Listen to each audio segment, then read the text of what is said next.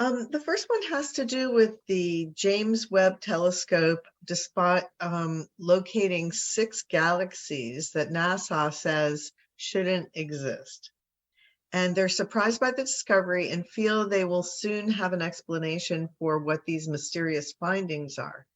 Can you tell us anything about the creation of these newly discovered galaxies? The difference in this observation is that they have discovered that galaxies formed much earlier than they thought possible. This will lead to certain conclusions about the flow of time in your reality. So the idea is conditions, the flow of time, certain physical concepts will open up a new direction, a new path in understanding of how things can form in physical reality beyond the parameters you believe always existed.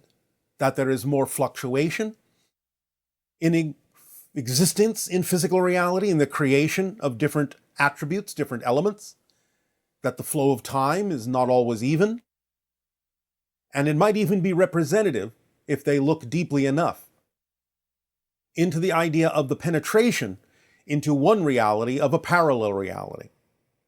So it will open up all these questions and all of these opportunities for new discoveries. Great. Also, with commercial space travel being now presented by several people, and it's creating like a whole new frontier in terms of travel and everything. Can these be people who are offering this start making claims to owning the planets? And how would the ETs respond to that idea? Well, first of all, your own laws, to some degree, prevent people from making claims of other planets. There are already some discussions and agreements in place on your planet, legally speaking, that talk about how the moon and Mars and other planets in your system belong to all of humanity. So even though someone may try to make a claim, it might not be something that would, in your terms, be successful. Nevertheless, people will try to do whatever it is they will try to do. But we are not allowed to comment too deeply on the legalities that you believe are necessary for your society to function. Nevertheless, it is not likely to succeed. And in your own solar system, this is your business. Extraterrestrials will not necessarily have any opinions of this, but leave it up to you to decide what works best for you, since it is your system. If you're talking about the idea of making claims on extrasolar planets, then no. First of all, of course, you may find that many of them are already occupied. But again, these things will unfold as you develop more ability to reach out into space and, with our assistance, reach the stars.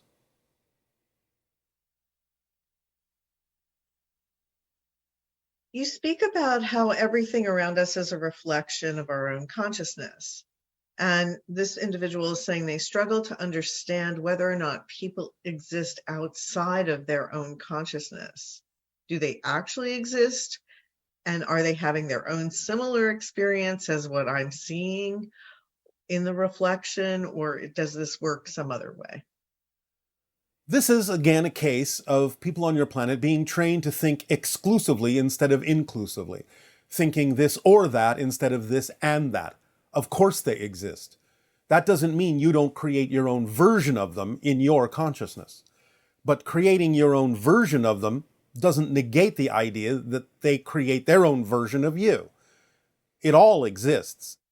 But because of the nature of physical reality and how you choose to perceive things, you have to create your version of them. So what they are experiencing may not be absolutely, completely identical to what you are experiencing, but if by agreement on a higher level you agree to experience something similar, then it will be close enough for you to feel you have had a shared experience, a shared description. Any minor discrepancies are usually ignored by you because the overall description, the overall sharing seems to be consistent between you. And if it is close enough, then you consider it to be consistent. But everyone is creating their own reality, their own versions of you, that you are creating your own versions of them. But that doesn't negate the fact that everyone also exists. Again, it's sort of similar to the idea that if you're talking with someone on a phone or over a computer, as we seem to be doing with you now, you understand that it is a simulation. It is a representation of that person, a representation of their voice, because it has been converted into electronic signals and reconverted back into acoustics and visual cues. So the idea is that you don't necessarily think you're not talking to a real person. You accept the idea that what you're interacting with directly is a simulation that represents them, but you don't negate that they exist.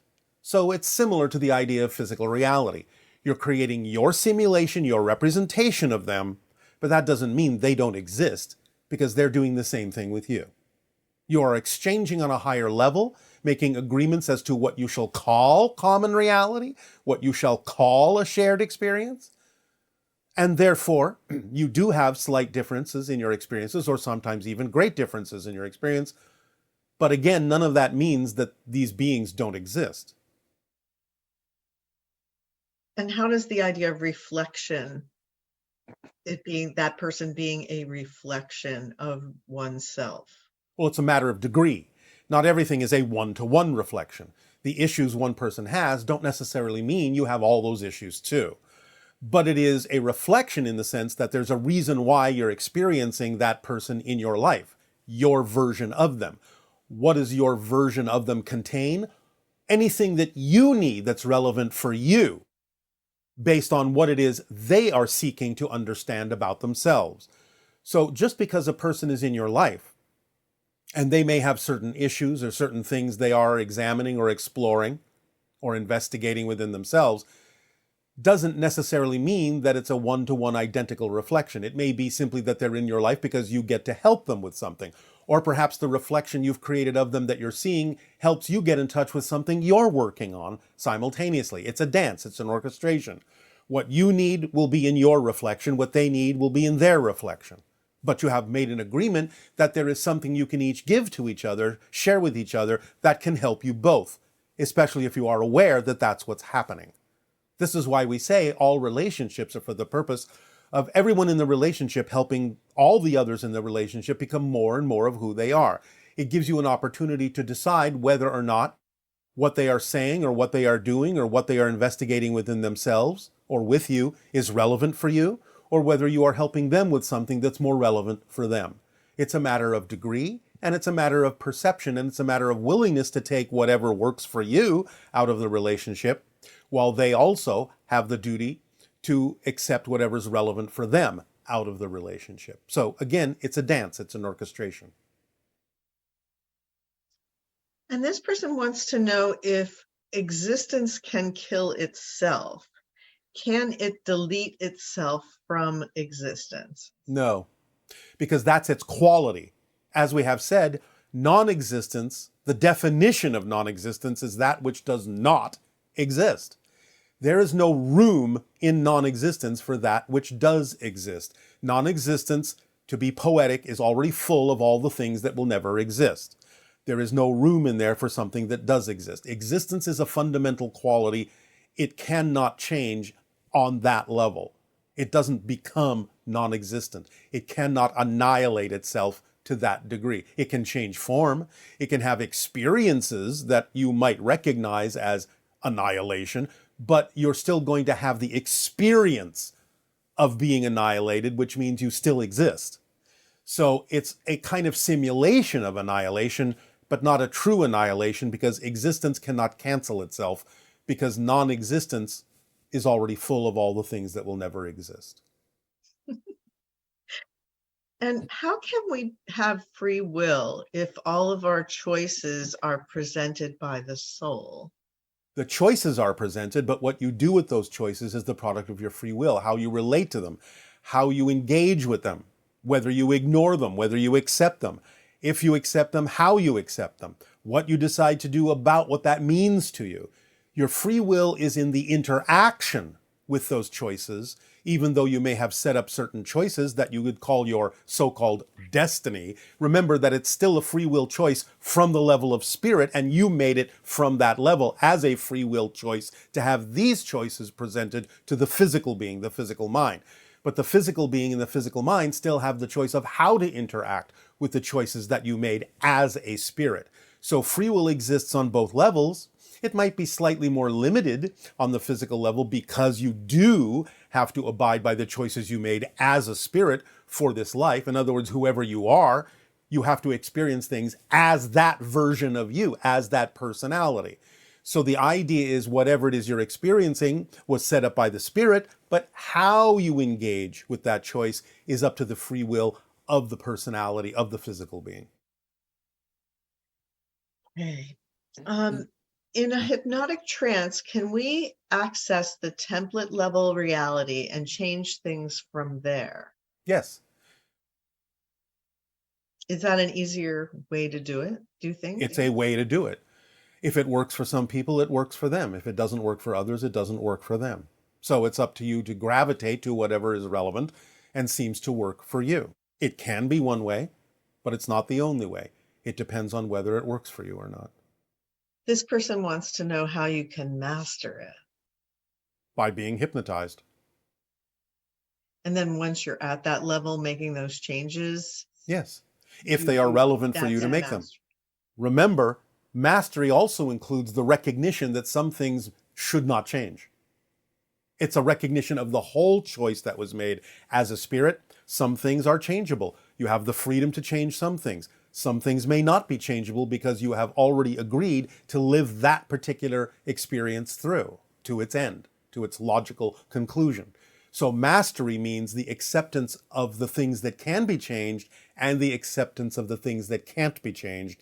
That's why that exists in your 12-step program. It's that recognition that you may have made agreements on a higher level that you really do not want to change from a physical level, although you've also left some things changeable from the physical level as well.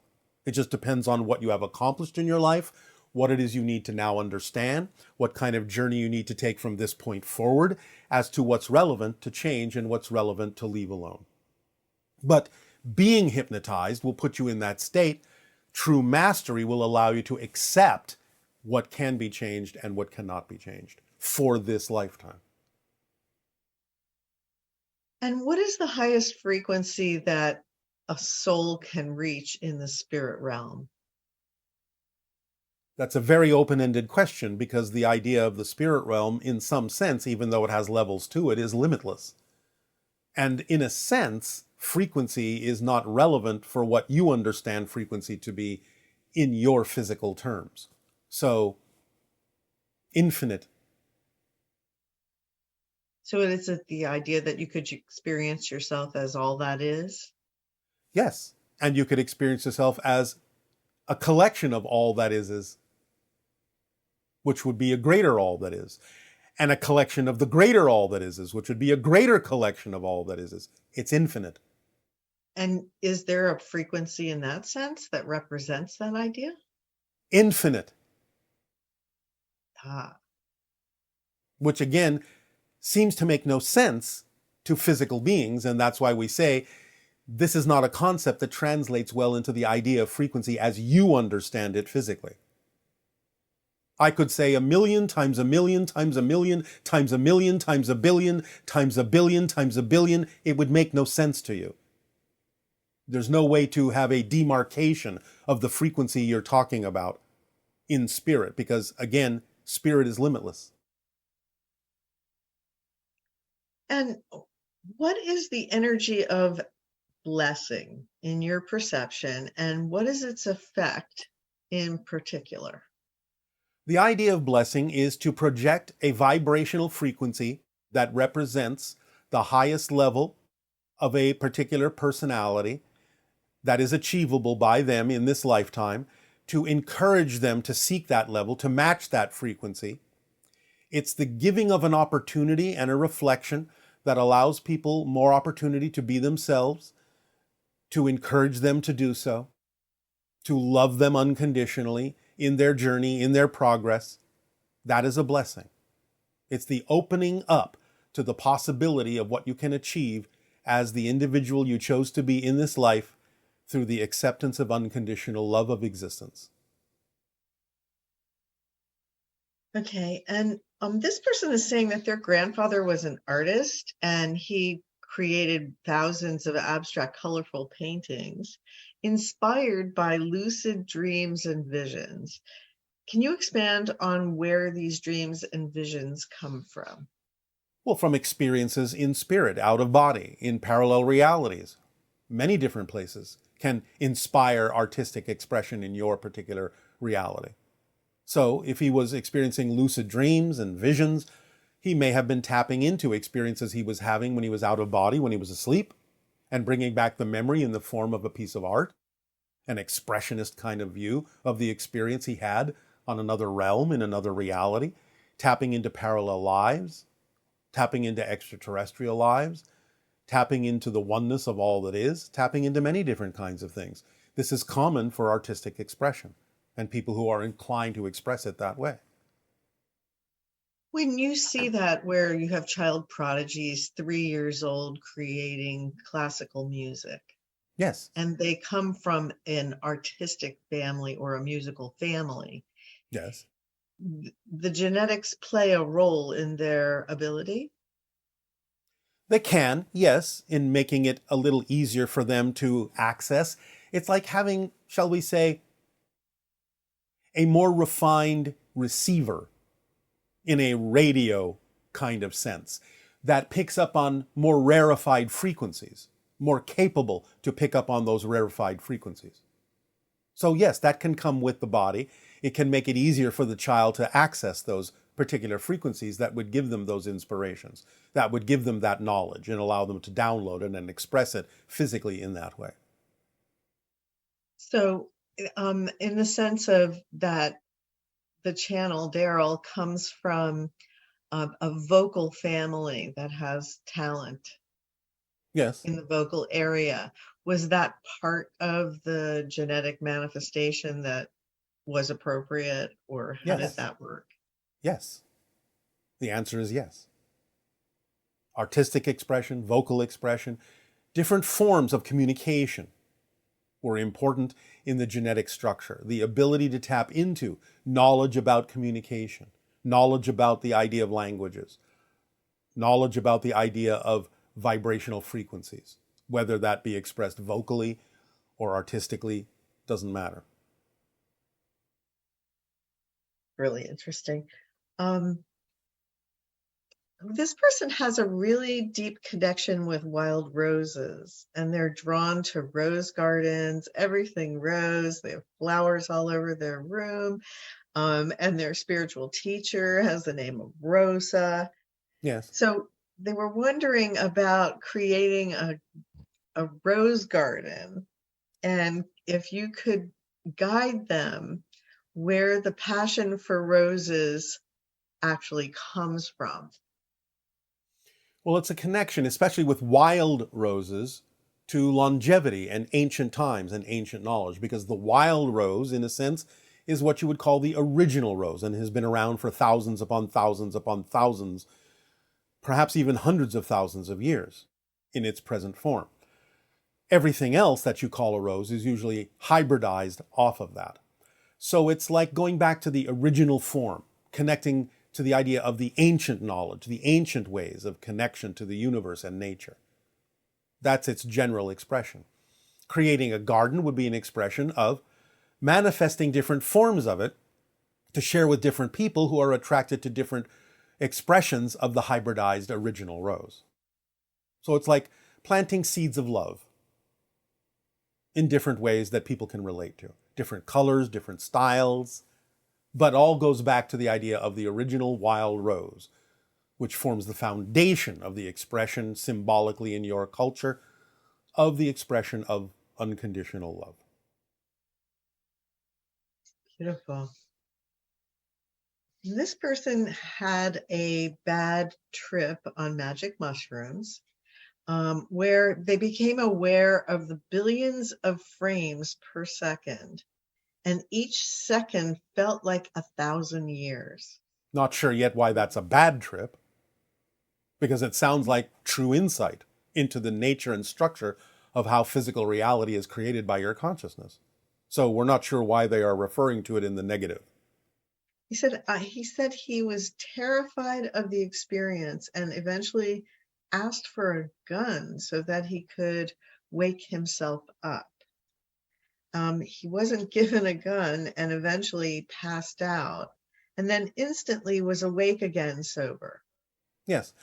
Well, it was simply too much overload for the physical mind to process at that particular moment. And he wished to go back into spirit where he knew he could process it, he could understand it.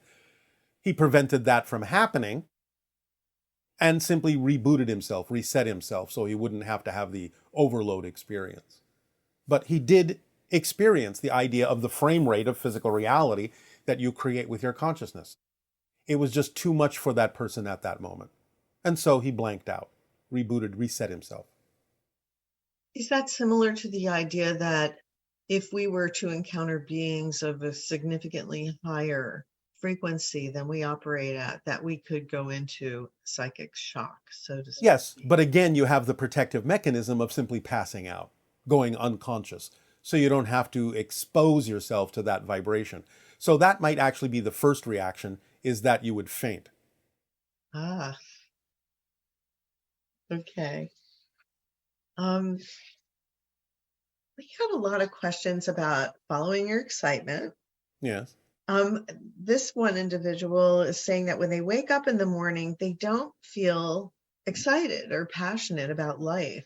Instead, they kind of dread going to work. And All how right. do you, and they want to know how they can, they start having more excitement as the day progresses. Yes.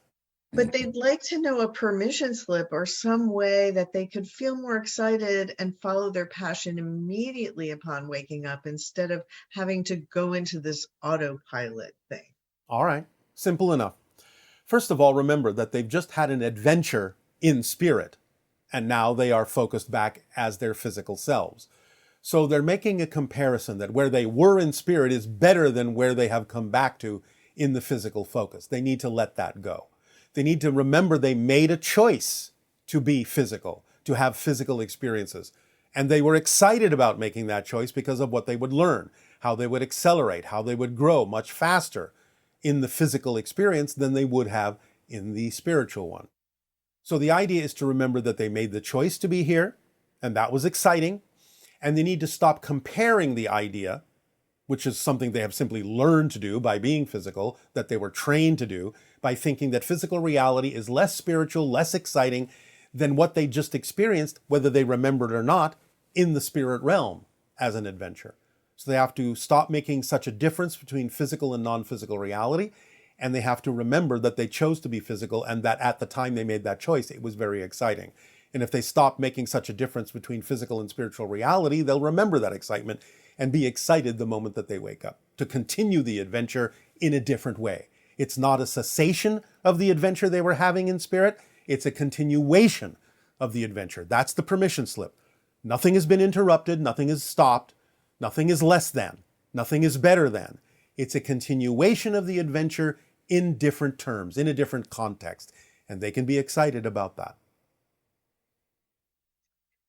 And this person would like to know how they can follow their excitement to the best of their ability, refining the idea of what is the best of their ability. Again, the idea of the best of your ability is what synchronicity and society tells you is possible or probable for you in any given situation.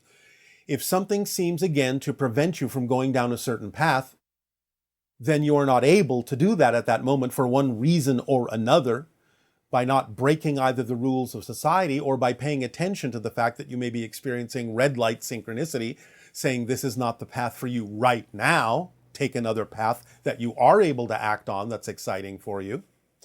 If they pay attention to those symbols and signs and recognize what they are able and not able to do within the parameters of society or synchronicity, then they will be less confused. They will simply look for the thing they are able to act on to the best they are able within the context of your culture and society and planet.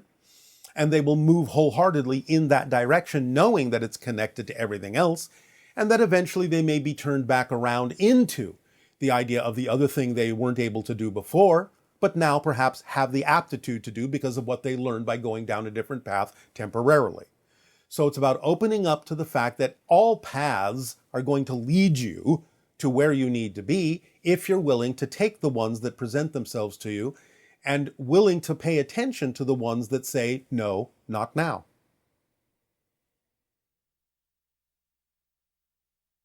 And for the person that has trouble finding their passion in businesses, they're saying that they've had businesses and they've failed, and that some people know their passion, but they're afraid to act on it.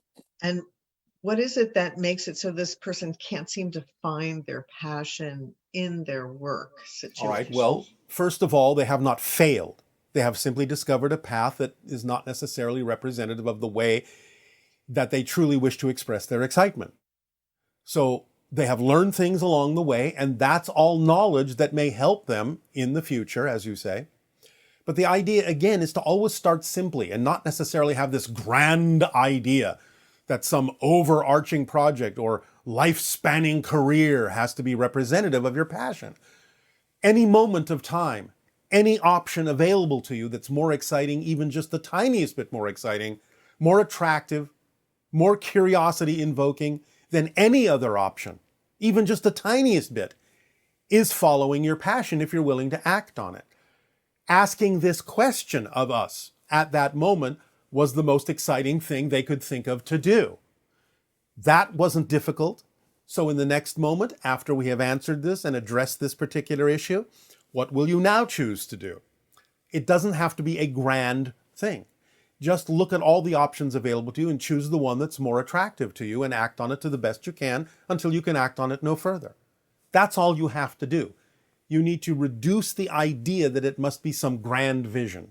It will eventually snowball into something bigger, perhaps, but even if it doesn't, you're still following your passion by always acting on the thing that's more attractive and more exciting than any other option, even on what you might call a typical level.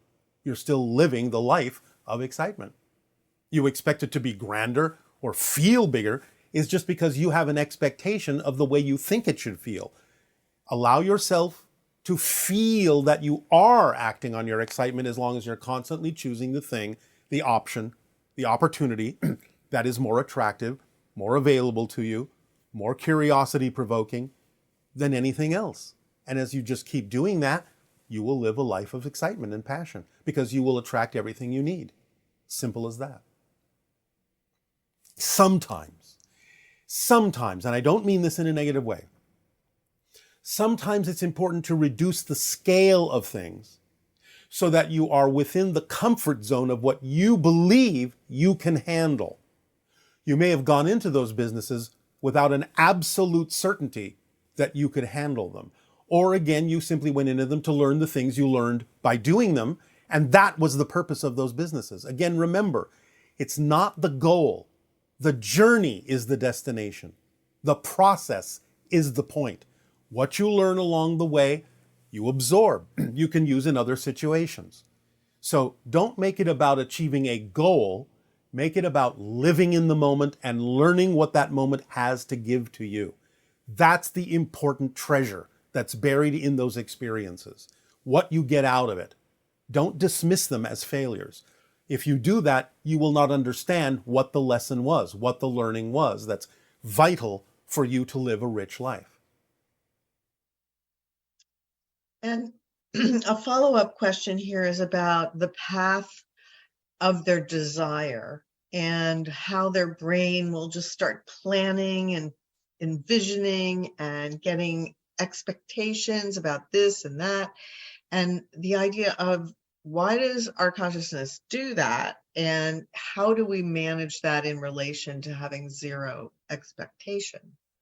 Because you don't quite yet understand, and the physical mind thinks it's in control, which it's not, and doesn't quite yet understand that having a particular insistence on a particular outcome is actually a limitation. Because if you insist on a particular thing and something better could have happened, you have just prevented it from happening. So learn the idea that insisting on a particular outcome may actually not be to your benefit because it actually prevents other, maybe even better outcomes from happening. Right. And for some individuals, there's this fear about the idea of going through the eye of the needle and being fearful that they're not doing it right or they're not going to come out the other side into a parallel All right, reality they all right. Let's stop right there. The very idea of the eye of the needle is for them to face all of these negative fear-based belief systems. So if that's what's coming up, oh, I'm afraid I'm not going to do it right. I'm afraid I'm not going to be good enough. I'm afraid I'm not going to let go of. Oh, that's what I need to deal with, is the fear of these things I'm talking about. That's what the eye of the needle does. It puts you in touch with those issues of what your basic fears are all about. So once you now recognize, as you have just done by asking the question, what about this fear? What about that? What if I'm not good enough? What about that? Now you know what it is you have to deal with. Now it's clear to you what it is you need to let go of. That's what the eye of the needle has done for you. So it is allowing you the opportunity to streamline yourself and strip away all of these negative and fear-based beliefs. But first, it has to bring them to your attention. And it does so through the emotion of the fear by saying, oh, I may not be doing this right. Oh, I may fail at this. Oh, what if I don't do it in time? Oh, all of these fear manifestations. Those are the things you actually need to look at because those are the things that came up by you being willing to go through the eye of the needle. And so, what does that mean if you've created permission slips that are working for you for a while and then all of a sudden they're not working anymore and you start You don't need it. You don't need it. You have become your own permission slip. Or your belief system has changed to a degree where a different permission slip, if you still need one, will work better for you because now you're a different person with different belief systems and different things, different symbols, different tools will work better for you than the things that used to work. Even in your own scriptures, it says, as a child, I thought as a child, I act as a child, but when I grew up, I put away childish things. You don't need those toys anymore. You can use different toys, different things, and you can realize that you are the toy maker. So you may not need them anymore, you may not need them at all, or you may need a different permission slip. So use your imagination, look around, see what's attractive, see what comes to you through synchronicity as something that you say, oh, that would be fun to do. And I believe that that would help me get to the next level of my evolution. It's up to you to decide these things. It's not about saying, oh, well, that permission slip doesn't work for me anymore, so something must be wrong. No, it may be that you're done with it. You have put away that particular toy. It's time for something else. And then the idea that making a permission slip or creating a permission slip that works. What's involved in that? Again, it's just a matter of what you are synchronistically attracted to. Usually the permission slips that work for you will come to you. You'll find a particular book, you'll hear about a particular lecture, you'll find a particular teacher, somebody will turn you on to a particular discipline or artistic expression, something along that line. Somebody will give you a particular object. It will come to you if you're just open to it. It'll flow. It's part of the flow of the unfolding of your life automatically. You don't have to work at it. You just have to recognize what it is you're attracted to do. Oh, suddenly I'm very attracted to the idea of reading tea leaves. Oh, suddenly I'm very attracted to using tarot cards. Oh, suddenly I'm very attracted to seeing a lot of movies about this subject. It's up to you to understand and recognize the symbols in the way that they come to you in life that could actually function as permission slips for you based on what it is they allow you to believe they're doing for you. So if seeing a bunch of movies on a certain subject opens your mind up to that subject a little farther, then that has been a permission slip that has allowed you to open your mind a little farther on that subject. It's that simple. Don't overcomplicate it. It's not a big mystery. Just use what works that comes to you. Use what you're attracted to use. That's the nature of a permission slip. It's something that's aligned with your belief system that you feel will give you permission to expand, to create more of yourself. That's it. Don't overcomplicate it. And it is really marvelous the way consciousness is designed so that it creates permission slips that are exciting for the person, Yes. And I'm even hearing the idea of the opposite coming from many people. In other words, if you enjoy complicating things, then that's your permission slip. And what about the person that they have a permission slip and wait, what were they saying? That okay, so the idea that it creates a permission slip that's the most exciting for you. And this individual is saying that they have a very deep connection to the idea of ET contact, and that's the permission slip that gives them this really high level of excitement. Does Yes. that mean that contact is relevant in terms of what's going to happen? Or does it simply mean that it's like your consciousness is tricking you into that higher state simply to get you into the higher state? It could be either. But, tricks are not always bad. You love magic tricks. All of you. Most of you. So the idea is that just calling it a trick doesn't mean that it's not getting you where you need to be. Sometimes, because of the insistence of the physical mind and its ingrained and inbuilt and trained stubbornness, sometimes a trick is necessary to get you out of that particular pattern. I see. What does ET contact mean to the human race that we have such a high degree of excitement? And then there's, of course, there's people who have fear and all of these very intense energies. Well, let's put it this way. Let's put it this way on a very simple level. You are discovering more of who and what you are, discovering more of the connections you have to everything and all that is, which includes the idea of extraterrestrial, extra-dimensional, and spiritual levels of existence, beings, and consciousnesses. So the idea of extraterrestrials is a physical way of relating to more of yourself, seeing a reflection of things that you believe are, in a sense, more expansive than you are right now, and therefore allowing you the opportunity to either welcome that expansion or be afraid of that expansion based on your belief system as to how you relate to the idea of knowing more about who and what you are, whether you have a positive view of yourself or a negative view of yourself. So the idea of encountering extraterrestrials on a very simplistic level reflects the idea of your ability to expand, to see yourselves as greater beings, equal beings, among the stars and the expansiveness of the universe, to stretch out, reach out, learn more, experience more of who and what you truly are as reflections of all that is, as does the spirit world as well. But the extraterrestrials, for the most part, are more physical, and therefore you have a better way of relating to them and orienting to them. And it still serves the same purpose of allowing you to expand yourself by using ETs as a symbol of your own expansion. And is that, in a sense, similar to different religious icons in that sense that end up drawing a huge following in terms of a certain religion, let's say? Fundamentally, yes. However, in ways that religions may then be manipulated by individuals, not necessarily. So is the similar idea that humans could misinterpret ETs similar to how they might misinterpret religious messages? Of course, humans are very good at misinterpreting things. That's our challenge, right? It's one of them, yes. And as far as since there's no such thing as time, there is the experience of time.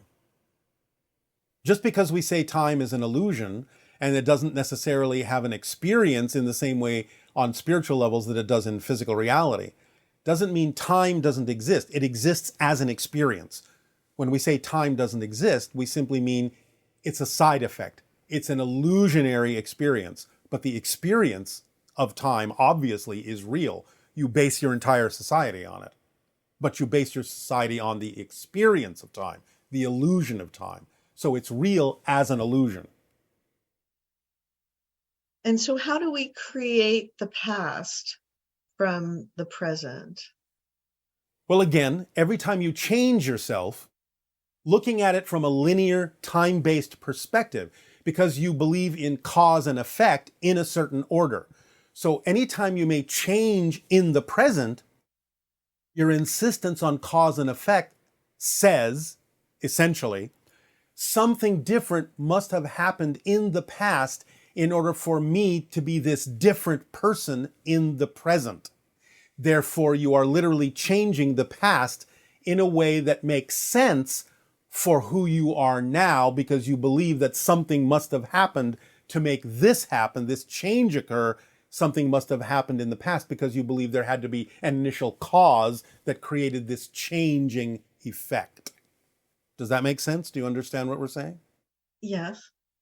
And You it kind sound of hesitant reminds when me you of the say that. idea of excuse me? You sound hesitant when you say that.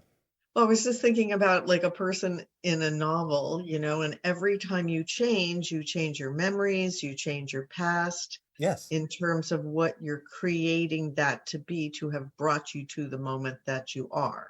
Yes. That's how it So, works. Now, I'm not saying you have to focus on it that way. I'm just saying that's the mechanics of it, so to speak. and what would be the value of understanding that time is an illusion? We use that as an experiential device. Yes. And the memories that we're experiencing, Are created in the present.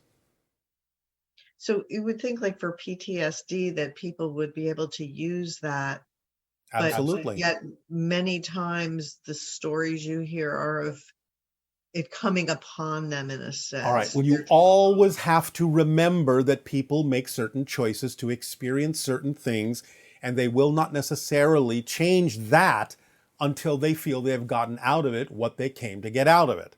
So you can't just say, well, it's this and it can be used this way for everyone in every situation. You always have to remember it's a case-by-case basis, because everyone has individual choices about what they're getting out of what it is they are experiencing. But yes, it can be used that way for those that are willing to understand that any change in the present is an entire change, a total change of the past, the present, the future, whatever you want to call it, because it all exists simultaneously, and any change will shift you to a different timeline. What you decide is in that timeline is up to you. So knowing how this works, knowing and understanding the mechanism, gives you the freedom to know that every moment is zero, and that what you decide it is what it is in terms of your relationship to how you experience what's happening.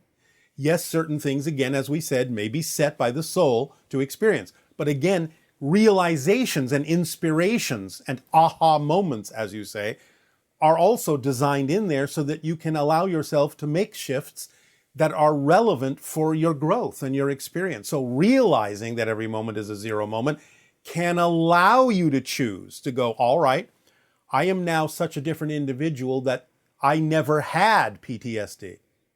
And therefore you no longer experience that idea because you never have experienced it as the new individual who has a past that never had an incident that created PTSD. You can use it that way. But many individuals might actually say on another level, but I want to continue to experience this idea because it puts me in touch with things that are important for my soul's growth, for my understanding of other people and their experiences as well. And on and on and on for a variety of reasons that different beings choose to have the experiences that they have. So case by case. And this person's wondering about phobias and where they come from.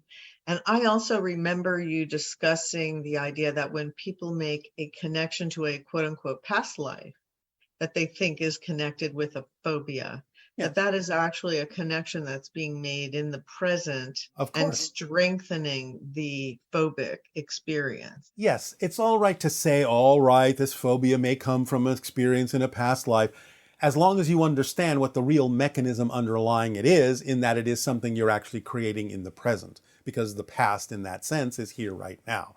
So again, people may be using it for their own purposes, maybe giving them something to transform, to transcend, to go beyond, to feel the strength within them, to see things in a different perspective, a different light, to learn that the thing that makes them fearful can be looked at in a different way. Again, there are a million different reasons why people may choose to connect to the idea of certain fears and phobias and what it is they have decided it's going to help them do.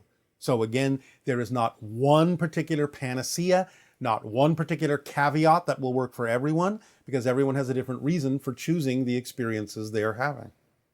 And so the idea of what they choose as their phobia, especially this person was asking about insects, Yes.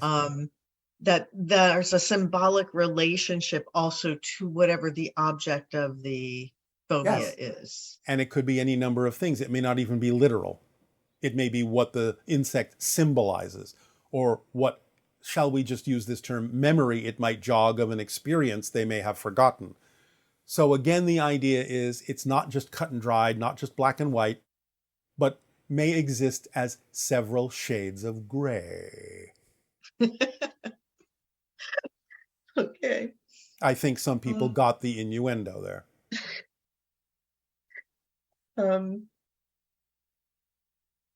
In nature, there was a question about at absolute 0 Kelvin, Yes. where particles stop moving and disorder disappears, the coldest an atom is at that level? Or Yes. is Yes. that what's actually happening? What's happening when it Motion is slowing down. It never actually stops. The vibrations are always there, but they change in a different way. They're experienced in a different way. You may appear as frozen at absolute zero.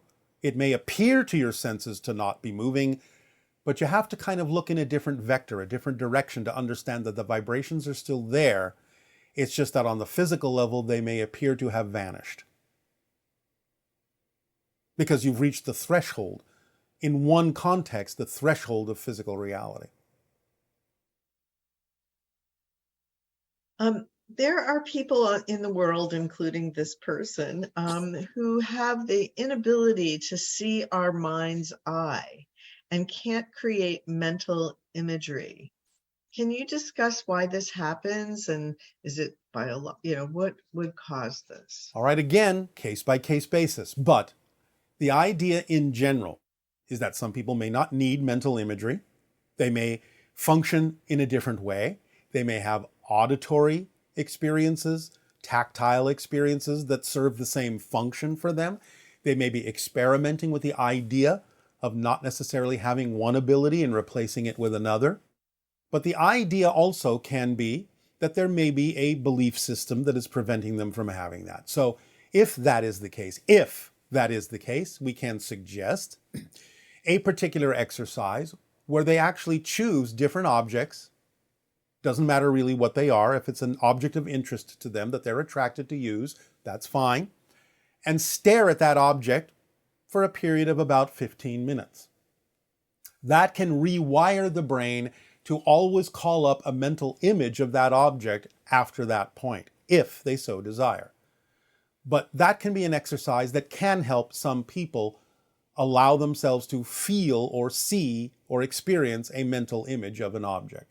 And with practice, they can start sharing that with other objects, whether they've actually stared at the object or not.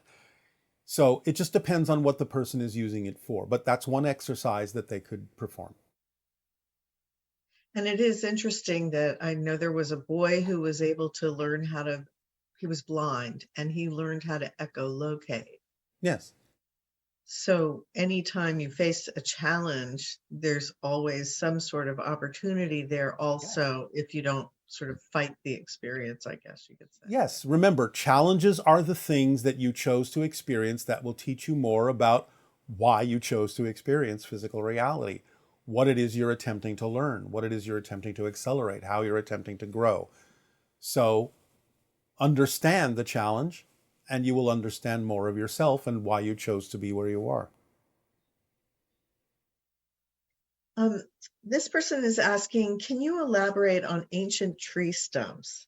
It seems that there was some point in our history when gravity was lower on the planet and trees could become absolutely massive, miles wide, and even more in height.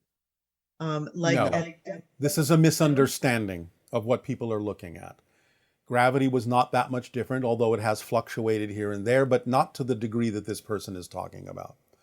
The idea of what many people think are tree stumps are simply eroded volcanic cores or other particular geological phenomenology, or even some people have used what you would call Photoshop, AI, to create fake generations of these images. No, these are not tree stumps. Trees did not grow that big on your planet. And if we wish to start growing our own food in our own homes and yards, what are some basic principles you can give us that can ensure our food is grown organically as possible and while maximizing our yield? And it seems to be necessary to avoid pesticides, I would Yes, sir. imagine. Investigate Amazonian dark earth, terra preta. Terra, T-E-R-R-A, preta, P-R-E-T-A. Investigate that. You can use your internet to find out what it is and how it naturally, when created, extends the growing abilities of plants in a natural way, in a vital way. Thank you. Are there any ET machines deep in our Earth, or I'm not our Earth, I'm sorry, on the moon? Yes. And are there, if you were to go into the Earth's center, would there be some sort of a doorway to get in there, in a sense? Again, are you talking about the Earth or the moon? The moon. You will not get to its center. You don't have to. There are portals and machinery in subsurface hollows that have been created to house those machines. Some portions of them do extend to the surface, but they're disguised. But you're not going to the center of that body. You don't need to. Can you tell us a little bit more about what's going on with the moon right now and perhaps some information about the dark side? There is no permanent dark side.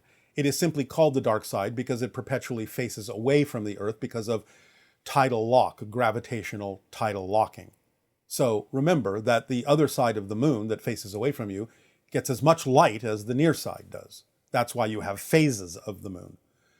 But dark is simply meant hidden, not literally physically dark.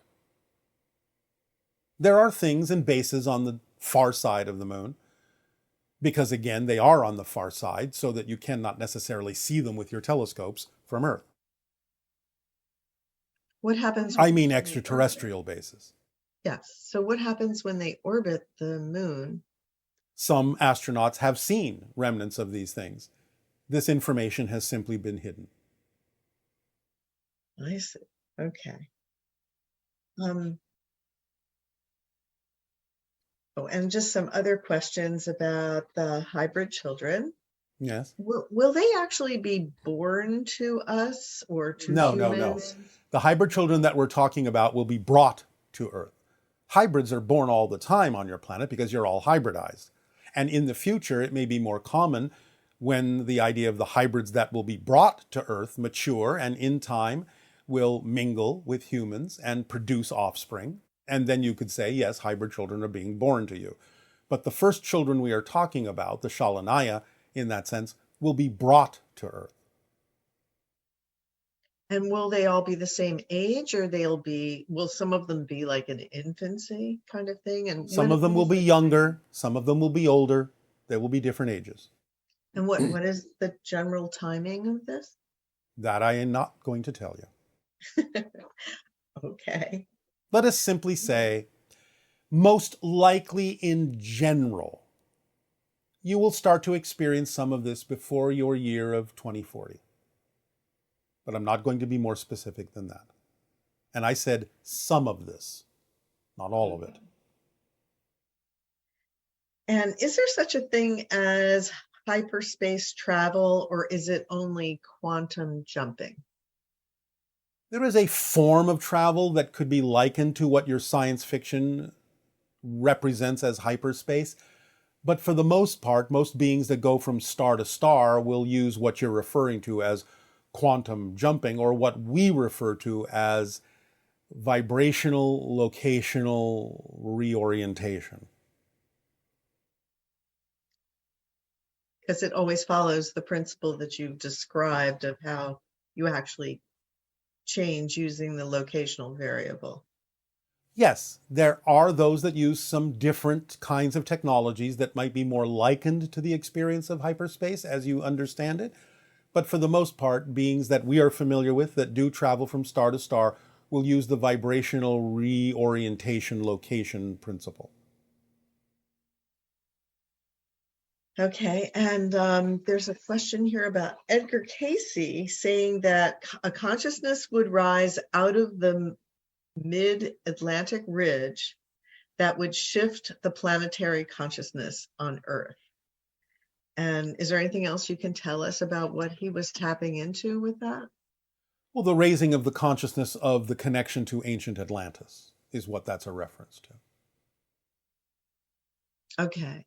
And the idea that back in World War II, we had these two different, the Axis, I guess, and the Allies type situation. Was that also a splitting prism phenomenon? And is there yet another Earth that is not relevant to us, but that exists where the other side won in a... Oh, there are several different Earths where different histories played out. Almost anything you can imagine. From that happening on many different Earths to it not happening at all, ever on certain Earths. So is that a similar splitting prism phenomenon that happened there, or this is much different? The splitting prism that we are describing happens all the time. Remember, you're always shifting to different parallel realities. The reason we're calling it out as a splitting prism is because you're starting to become consciously aware that that's happening all the time. Remember, it's not about the idea that you're not shifting. It's not about the idea that you're not already going to different versions of Earth. It's about the idea that you're becoming aware of the different versions that you're capable of navigating to. The splitting prism is more a recognition of the awareness in your consciousness that you are always splitting, always shifting. Okay. Well, that is all the time we have questions for. Is there anything else you would like to add before we... We would like to always express our unconditional love to all of you, to be yourselves, and to be in service. If you cannot find your passion right away, do something to be in service to others, and you will find it quickly, one way or another, because you are giving of yourself, and you will get the reflection of what it is yourself actually needs. So now you may enjoy the rest of the communication, relax, and enjoy.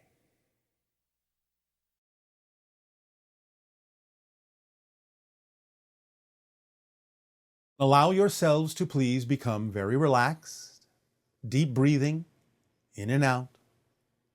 Let go of the cares of the day. Allow yourself to defocus and open up your mind, your heart, your spirit, your body as you continue to breathe. Whatever you want to add as sound, as images, is up to you. But allow yourself to know that it's all about surrendering.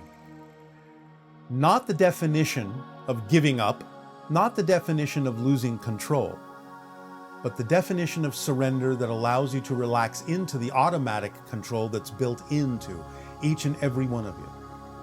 To allow your life to unfold in the way it automatically, synchronistically can unfold, to present you with the opportunities, circumstances, situations, people, places, and things that will come to you in the correct order, synchronicity being the organizing principle of all of this, being the orchestration of all of this, that allows you to receive these things in proper timing, in a way you can handle, in a way that gives you time to consider, a time to explore, a time to let in, a time to really experience all aspects of every single opportunity and challenge that comes to you in a way that serves you best, in a way that serves everyone best, without insistence, but with the persistence of knowing that what comes to you is part of your passion, whether it seems like it or not. Even exploring something you don't prefer can give you the lessons you need to explore your passion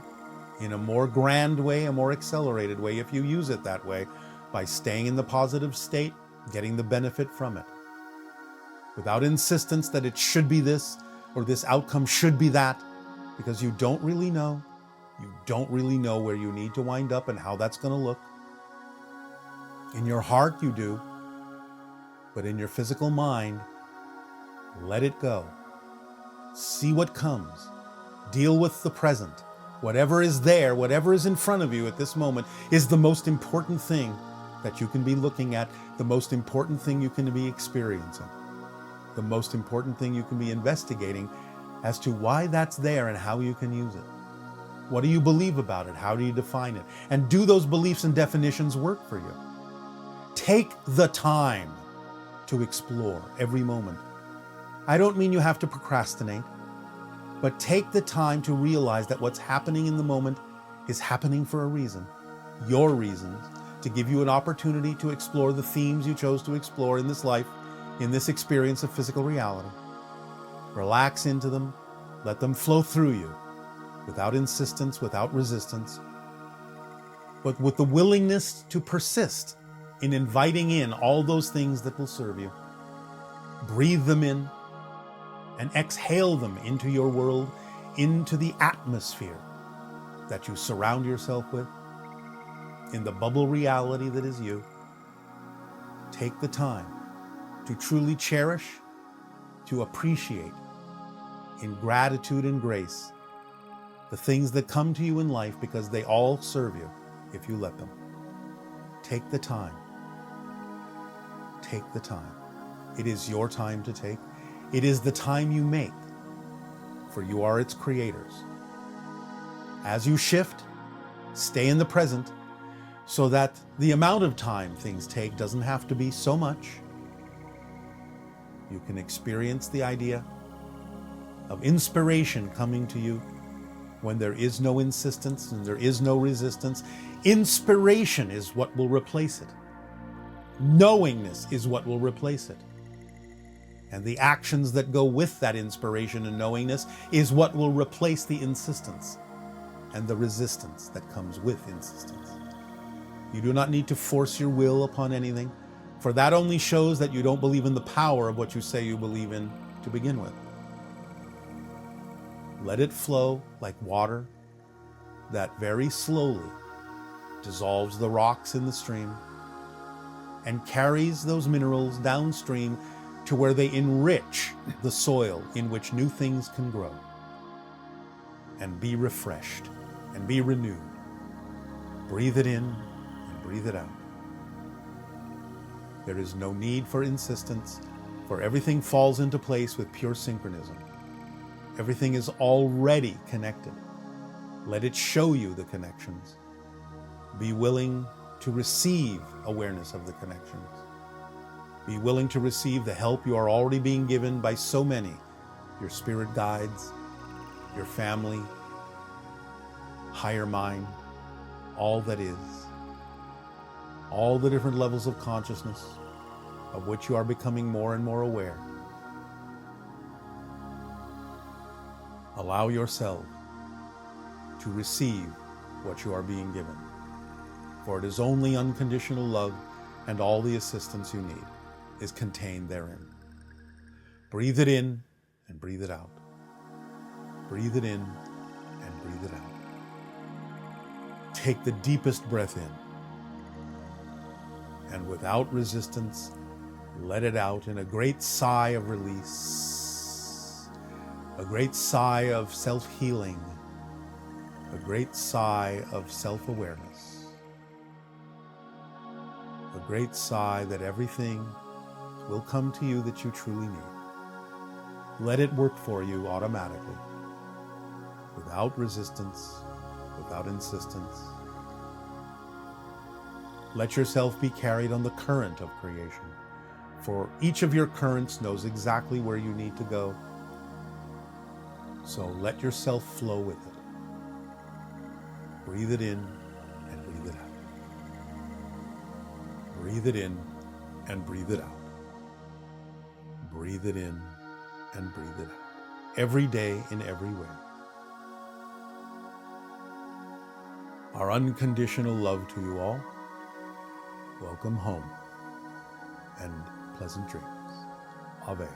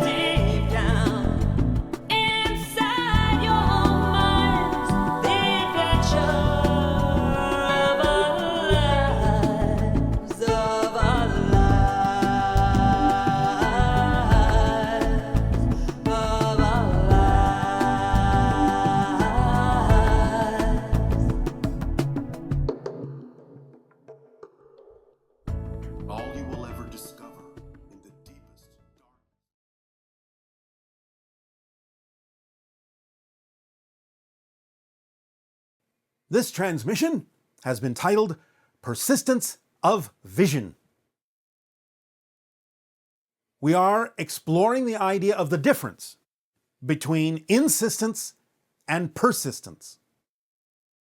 Generally speaking, just to give an overview, insistence is usually something based on negative belief systems, fear-based belief systems, whereas persistence is the continued focus, continued willingness to act on your passion. It is more of a positive idea of sticking with something you know is true for you. Now, of course, we are not saying that you can't use the word insistence casually, but like every definition we have discussed, it's important to understand the difference between using something casually and knowing what is really meant by its use, or really falling into the habit of insisting on things which are not necessarily representative of your path. So we understand that when someone on your planet says, "Oh, please allow me to pay for this," and someone says, "Oh, no," and then the first person says, "Oh, I insist," we understand that that's not what we're discussing here. That's simply a casual use of the idea of, "Please allow me to do this favor for you. Please allow me to give you this gift." And that, in that context, is what "I insist" means. We are talking about the idea of forcing your will upon circumstances in a direction that may not necessarily be representative of your true vibration, of your true path, of your passion and excitement. So the idea of insistence, as we have said, is resistance, because you are not necessarily going with the flow that is created and generated by acting on your passion. It is something that your ego believes is necessary or wants to be necessary. And insisting on something is resistance, because you are not necessarily allowing what really needs to happen to manifest in your life, but insisting that if certain things don't happen in a certain way, then something has gone wrong. It is a self-judging, self-depreciating, and self-invalidating idea to be insistent when allowing the flow to bring you what it is that's necessary at any given moment will create an ability to use synchronicity in a positive way, manifesting what it is you truly need at that moment to explore, understanding that the process is the point, that the journey is the destination, without focusing too much on the idea of a goal, a completion that you think is necessary. So insistence, resistance in that sense, because insistence is not allowing the flow of energy, the flow of high frequencies through your neurological system of your body. It is a tightening, a clamping down, a forcing of a situation which constricts your neurological net, your nervous system in your body, and doesn't allow for the free flow of energy that represents a more high frequency of your passion. And so as that resistance builds up, as more insistence is heaped upon your body, it creates breakdowns, stress, dis-ease, so on and so forth. So it's about relaxing your grip on what your ego thinks should happen and being willing to allow what really needs to happen to come from your higher mind to present you with what is necessary for you to consider, what is necessary for you to explore, what is necessary for you to investigate and respond to in a positive way in the next moment. And as we have said, even if what manifests next is something you objectively don't prefer, something that you recognize is simply not vibrationally compatible with your core frequency and of who you are, it's still there for a reason. And if you allow yourself to know it's there for a reason, then you can relax and say, all right, show me what I need to know. You can use it in a positive way. You can ask, why is this here now? What do I have to learn from this situation, this circumstance, this manifestation that is clearly what I do not prefer? And as we have said, if nothing else, you can use what you don't prefer to clarify by contrast what you do prefer, which is a positive way to use something you don't prefer that's manifested. And as soon as you use it up and learn the lesson it brought you, then it will vanish because it has served its purpose. So the idea, again, is insisting that that is not something that belongs in your life, is an invalidation of the unfolding of your life, an invalidation of what is necessary for you to look at, invalidation of the lesson that's in that situation for you to move forward in your life, to grow as a soul, to allow yourself to open up to the idea that anything can be used to further your path if you stay in a positive state and allow it to flow naturally to you through synchronicity. Trusting what happens in front of you is the most important thing that needs to happen at that moment.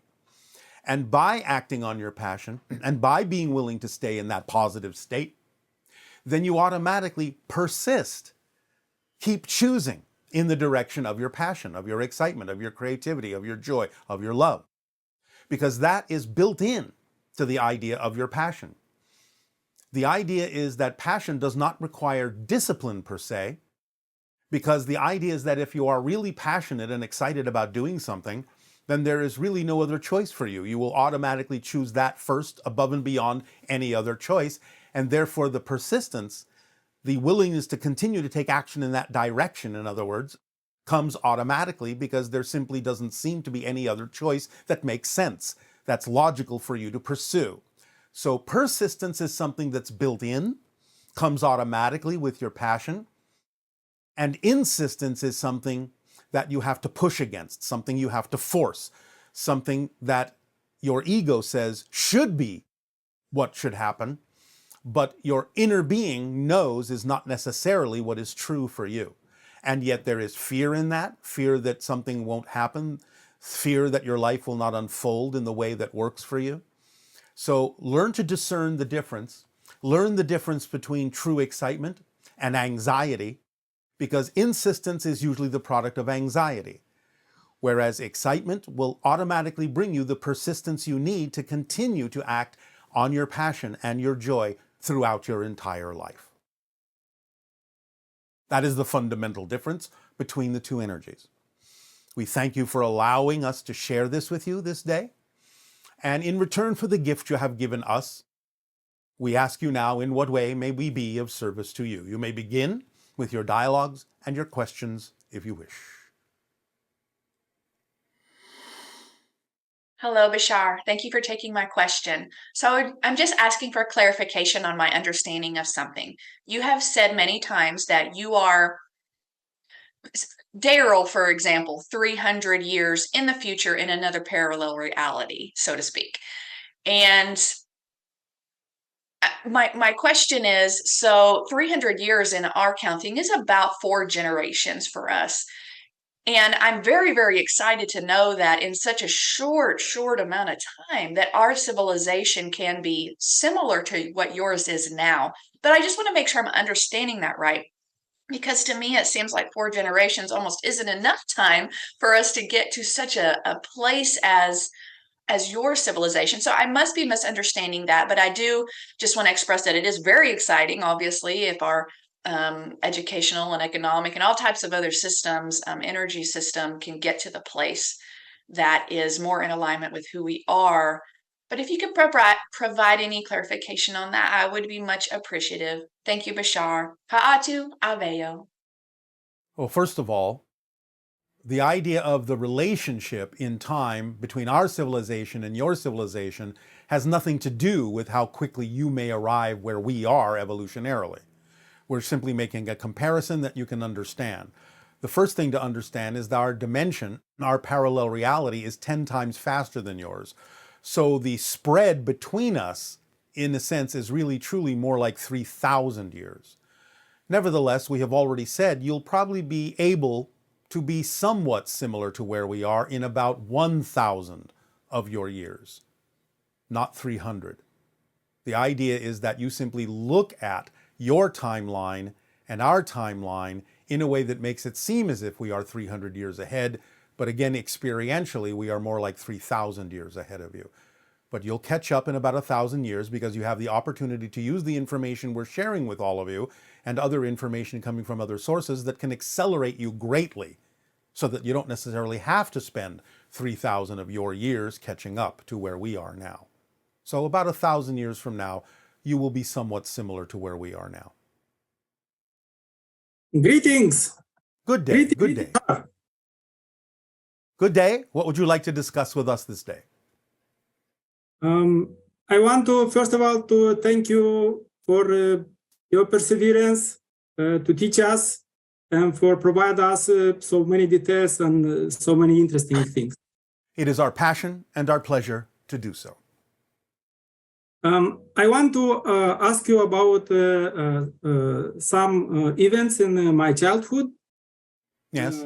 I am remembering at least 3 situations when I felt that a part of me is starting to moving, let's say that, my mind at least with a different frequency, and I have such impression that anything around me is a little bit slower than me. I was very scared at that situation, but yeah, it's happened. Yes. Well, many people, especially in their youth, will recognize that they may still be carrying a higher frequency from their time in spirit and may instinctively compare it to the slower frequency of the density of physical reality. It's a natural thing to notice that there is a difference between those two frequencies. You may maintain that through your life, and that's fine if you do. Just recognize all it's showing you is that there is a difference between the frequency of spirit and the frequency of physical reality, because physical reality is slower, is denser. So nothing to be concerned about. It's your ability to be able to walk in both worlds, to recognize your connection to spirit while at the same time exploring the concept of physical reality. Does that explain it to you? Yes, thank you very much. I have another question. It is related to our, I think, everybody's path and want to trying to shift our reality and increase the consciousness.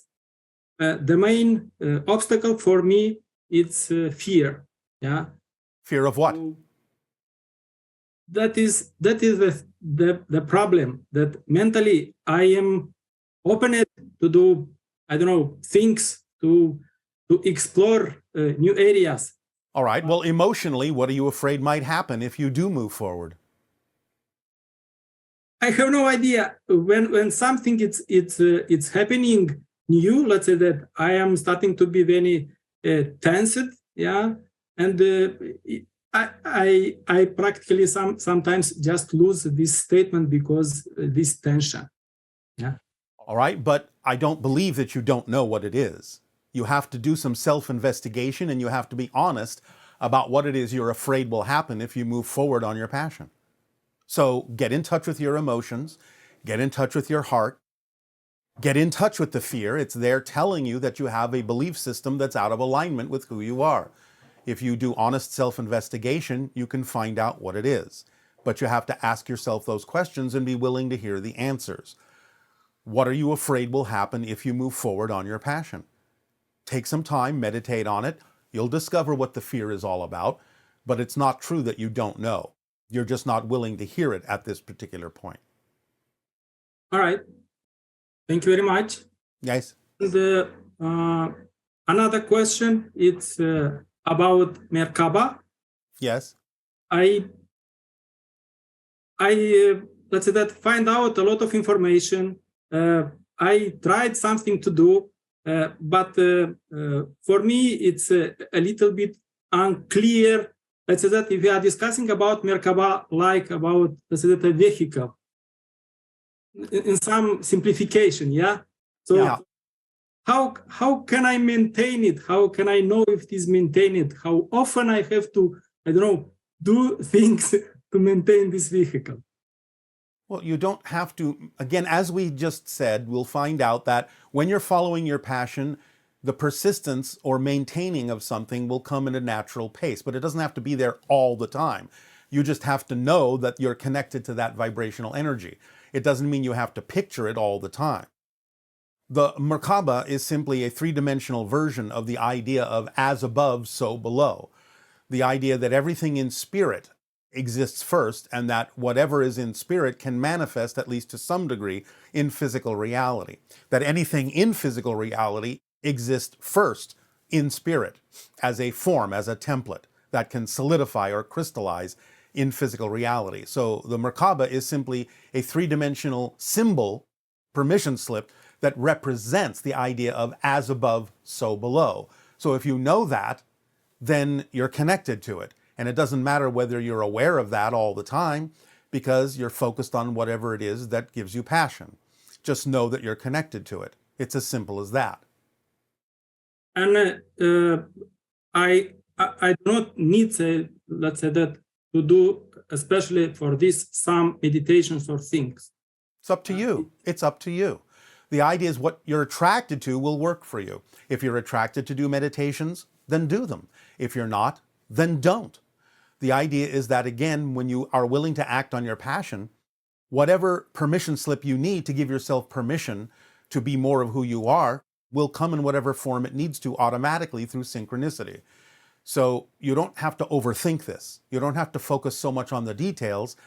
Just act on whatever you're excited to act on, because everything in physical reality is simply a permission slip that you use because you have a belief that says, if I do this, it will allow me to give myself permission to be more of who I am. So it's really up to you. All right. Make sense? Yes. Does that help you? Bashar, thank you very much, and bless you, and thank you again for all of things that you are doing for us. You are very welcome. Aveo. Allez.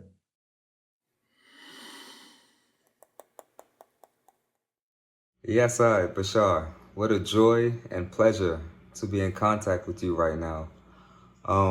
Quick question. I wanted to know if there's any correlation or relation between the Essassani race and the Essene community of Qumran that existed about 2,000 years ago of our earthly timeline. I look at the phonetics and the spelling of the name, and I wonder if there's some type of connection between the Essenes and the Essassani race. One thing I do know is that the Essenes did have communication with angelic beings, so to speak. So again, just wanted to know if there's a connection between the Essenes and Essassani. Give thanks, Bashar. Peace. There is a very slight offshoot connection where the word and the energy got changed somewhat from very ancient times in the recognition of the Sasani race on your planet. giving their name to the Middle Eastern culture of that name, Sasani. So there is a slight connection, but not a major connection. It's more of the idea of a concept drifting into a different culture and being changed by certain assumptions and certain practices that existed at the time. So there is a slight connection, but even those using the word did not even recognize necessarily the connection to the more ancient culture that existed before it. Hello, dear Bashar. Good day. What would you like to discuss this day? I have some question for you, please. Yes, yes. When you refer to yourself as Bashar, what are you still identified with? What's the process you do to pass beyond the identification with the limited self? We understand that the word is connected to some degree to the channel's physical background, genetic background, and it was chosen because in that particular culture, the word means messenger, which is what we're doing. We're giving you messages. So it's not my name, it's simply referring to something that I'm doing, but it's a convenient thing to use for your reality, and it also gives the channel something to explore about his own background and connection to that particular culture. Okay, and there is still a limited self that you are identified with? Remember that we impose certain limitations upon our ability to communicate with you because those limitations are representative of making sure that we don't give you information that will intervene in your process. When I am in my own culture, my own civilization, I may no longer have those limitations. But we choose certain limitations in communicating with all of you so that we do not interfere with your process by giving you something we're not supposed to give you. Wow. So it's like it sounds like you live in a state of bliss continuously. Yes, thank you. Why not? Wow. We have no reason to choose otherwise. Okay, okay. Is it possible for you to share this state of being with me? We have shared it with you by giving you the formula. Act on your passion to the best you can. No insistence or assumption on the outcome. Stay in a positive state no matter what happens, and examine your beliefs and let go of your fear-based or negative beliefs that are no longer relevant for you. That's the formula that describes how to live in a high-frequency vibration that will allow your life to flow in bliss and synchronicity. Okay, thank you. Another question, please. I feel I am a dot in a light grid work. And my Yes. question is how to use this intelligent light grid work for being in contact and communicate with my oversoul healers and other healers from the universe. It is necessary for you, again, to follow the formula and allow whatever it is that needs to happen, whatever synchronistically needs to come to you as a relevant or important connection, to simply come automatically through synchronicity. But the best way to be allowing is to follow the formula because it raises your frequency to a level where the things you need can come to you more easily. That's why we give you the formula, because it works for anything and everything in your life that's important. Okay. We keep it simple. We don't overthink it. We don't overcomplicate it. Okay. Okay. Thank you. Does that help you? Yes. Yes. All right. Anything else? Yes. In my deep meditations, I arrive to a state of fear that I don't succeed to overcome. Why would you give yourself that story? Is that story more real to you than the story of simply being yourself, which is the true measure of success? It's not about accomplishing a particular goal, remember? It's not about insisting that a particular thing needs to happen. You don't know what the ideal outcome is. So allowing your life to unfold naturally and automatically will bring you to whatever the ideal outcome is, even though it may, at the moment, be something you're not aware of.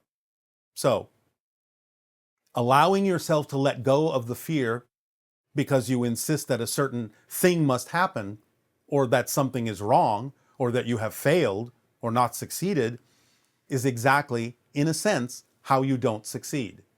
By worrying that you won't succeed, you don't succeed, because you don't need to worry about that. If you follow the formula, the things that you need in life will automatically come to you. That's how it works. You just need to understand that it's an automatic mechanism. Okay. Does this help you? Partially. So What is it you do not understand? you know, here on Earth, we say that we have a very short time slot, so it will be good if we get enlightened. But I feel like It's up to you. Remember that you're an eternal being, an infinite being. What's your hurry? What's your rush? You're already exploring the idea of expanding your consciousness, and the time that you have decided to have on Earth is exactly the perfect amount of time for whatever it is that was important to you to experience as a soul. So don't worry about the idea of the length of the time, because you pick the perfect amount of time. You will not leave before your time. You will not stay after your time, which you already determined from spirit. So it's the perfect amount of time for what it is you decided to explore. Yes? yes. So don't focus on that. At the end, the goal of life is just experiencing and living with joy. Yes, because that's going to teach you everything you wanted to learn as a soul. And then you will move on to something else to learn something new. But the amount of time that you chose is exactly the perfect amount of time for what it is you chose to explore. So don't feel that your time is short. The way you actually paradoxically feel like time is short is because you worry about time, because you're creating the illusion of time. So if you focus on the idea that time is short, that's what you will experience, even though it will still be the perfect amount of time. Maybe you wanted to explore the idea of being worried about the shortness of time. That may be one of the things you chose to think about, to explore, and let go of.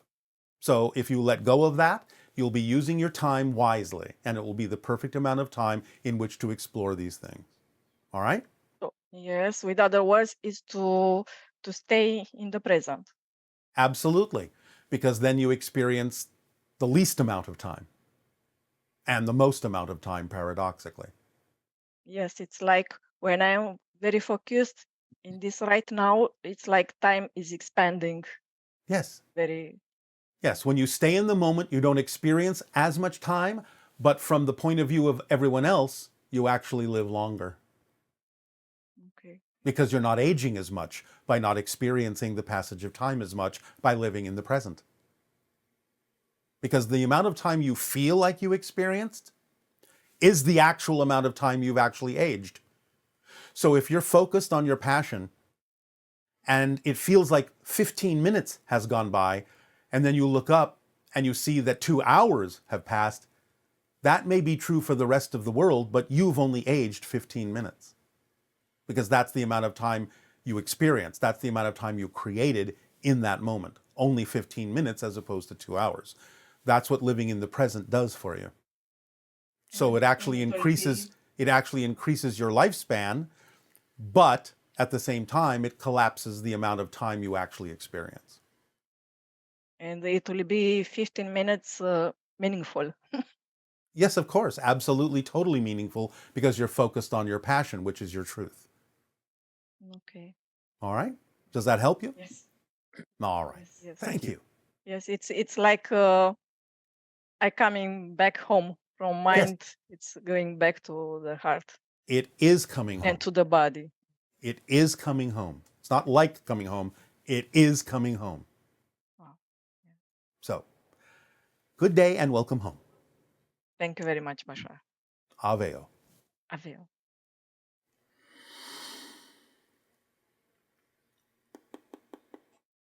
Hi Bashar, it's Tami from Israel. I'm curious about the hybrid children, the teenage ones from 16 years old and above. Do they date between them like Earth kids? They have all their hormones and date each other. And the older ones, can the girls get pregnant? Do they start a family between them? Is it happening on the ships? Thank you. They do not respond to the idea of hormones in the same way that Earth teenagers do. They do have them, but they're of a higher vibratory state. They can start families on the ships.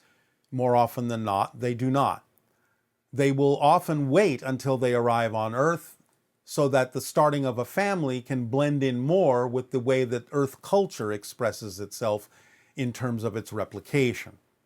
They don't date in the same way that you do, but they simply recognize that connections exist, that agreements have been made on a higher level, and gravitate to each other based on their awareness of those connections.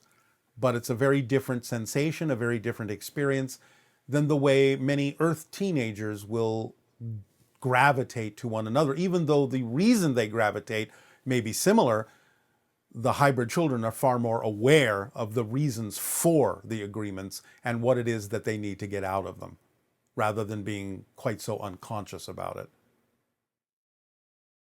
Hello, good day. Good day, good day.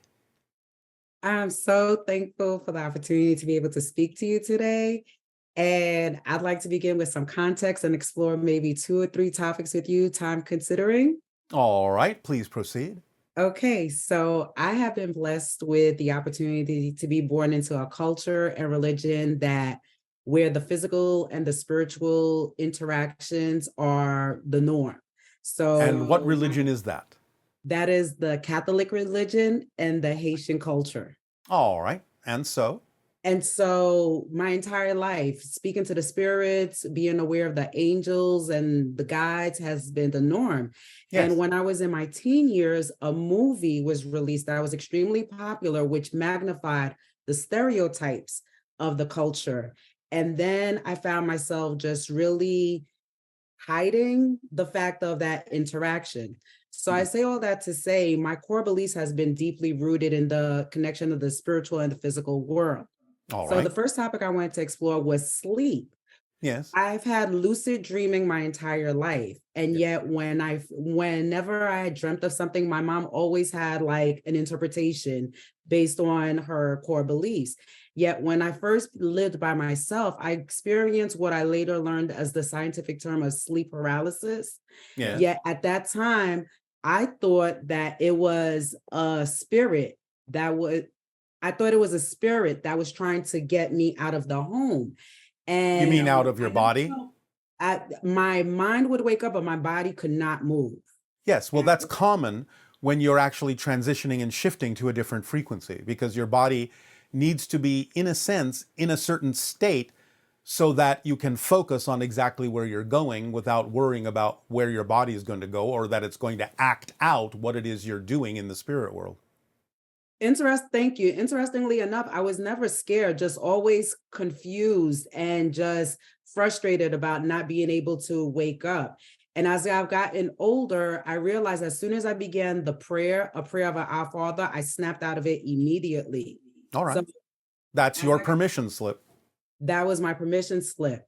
And so one of the things that I realized most recently in my lucid dreaming is the ability to change what is going on and to be acutely aware of the scene. So for example, I woke up on a doctor's table and I saw that I knew it was me, but it was not the physical me that I know it to be. Yes. And when I looked to the right, I saw like IV bags that had white liquid in it. And I thought that was a little bit strange because I was just like, wow, I thought my blood was red. And then I was excited because I was like, oh, that means I'm going to lose weight because I felt so light. Yes. And then I woke up. Yes. Well, you are remembering a compound experience, being slightly shifted out of your physical reality and at the same time interacting with extra-dimensional and extraterrestrial beings. You are part of the hybridization agenda, but you were compounding that by understanding that you were being fed more light. That's the white liquid. It actually is light, but you interpreted it as an IV. Yes, I interpreted it as an IV with milky white liquid in it. And I felt so light, as a result of just, Well, yes, of course. Why wouldn't you feel light if you're being fed with light? Noted. The next shifting into that is the sense of intuition. So again, my core beliefs has been that, that the spirit guides are always here to help and assist you. Yes. And I clearly recalled when I met my life partner that immediately I felt like the world shift, like this is a remembering. Yes. And The remembering of an agreement you made to help each other in this life in this way. Well, the interesting part about it is that I used to joke around like, when I go to heaven, I want to know who thought this was a good idea, because it seems so misaligned. Like there was no rationale for that coming up together. Yet I realized at every juncture of a crisis, that's when I delve deeper into the spiritual learning. Yes, well, you thought it up.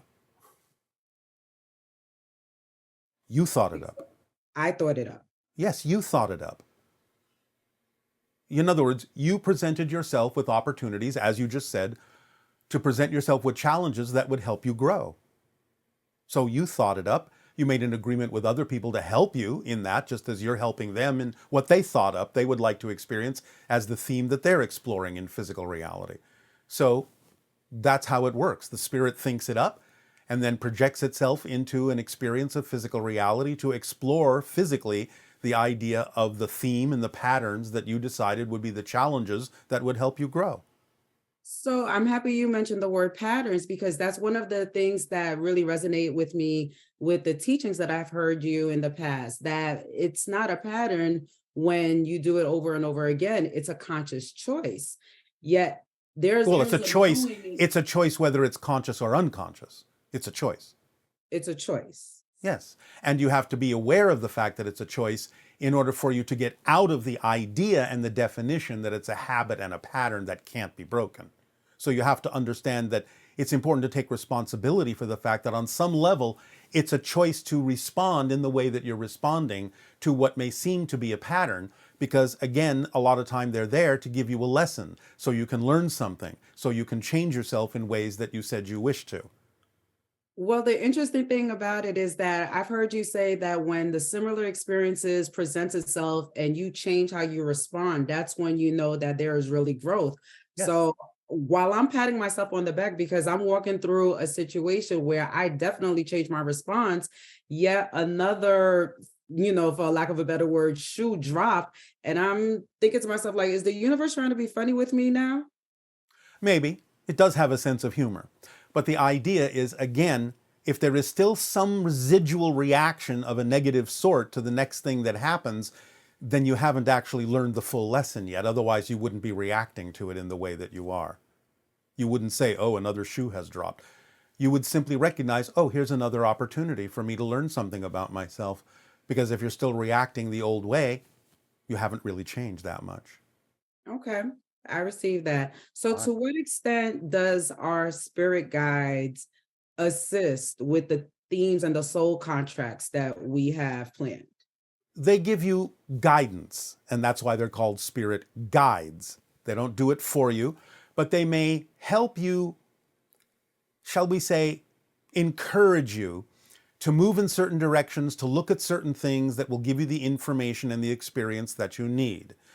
So they will gently guide you. It may be a thought in your head that you think is your own, that's not. It may be synchronicity showing up, giving you information. That could be a message from the guides. You could overhear a conversation because you went down this side of the street today instead of the side you always go down, because the guide encouraged you to take a different path today because they knew you would overhear what it is you needed to hear. Many times guides work best when they use what's already in front of your face in physical reality, because then they don't have to try so hard to get you to pay attention to the message. You suddenly recognize that, oh, what a coincidence. That's something I was looking for. That's something I wanted to hear. That's some information I needed to know. You recognize it as such. And the urge to find yourself in the position of overhearing that or seeing something could have been the nudge from a guide, and that may have been all they needed to do to get you to receive the information you needed to receive. It's rare that you will actually hear words in your head, although sometimes that can happen from a guide. Again, they try to be unobtrusive because they're guiding you, not living your life for you or making decisions for you.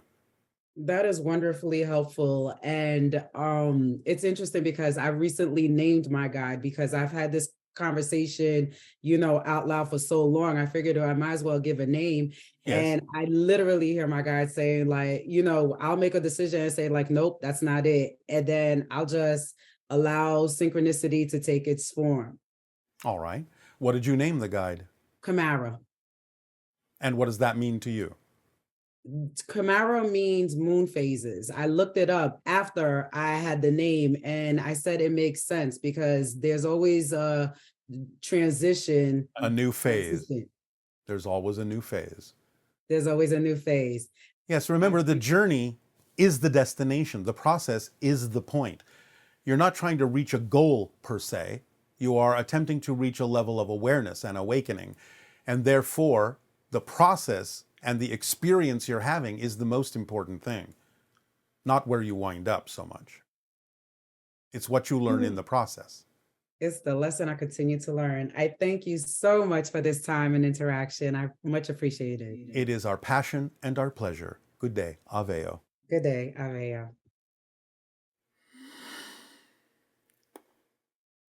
Hi, Bashar. My name is Lisa. I'm based in Hong Kong. A few years ago, I saw your video talking about Hong Kong-China situation.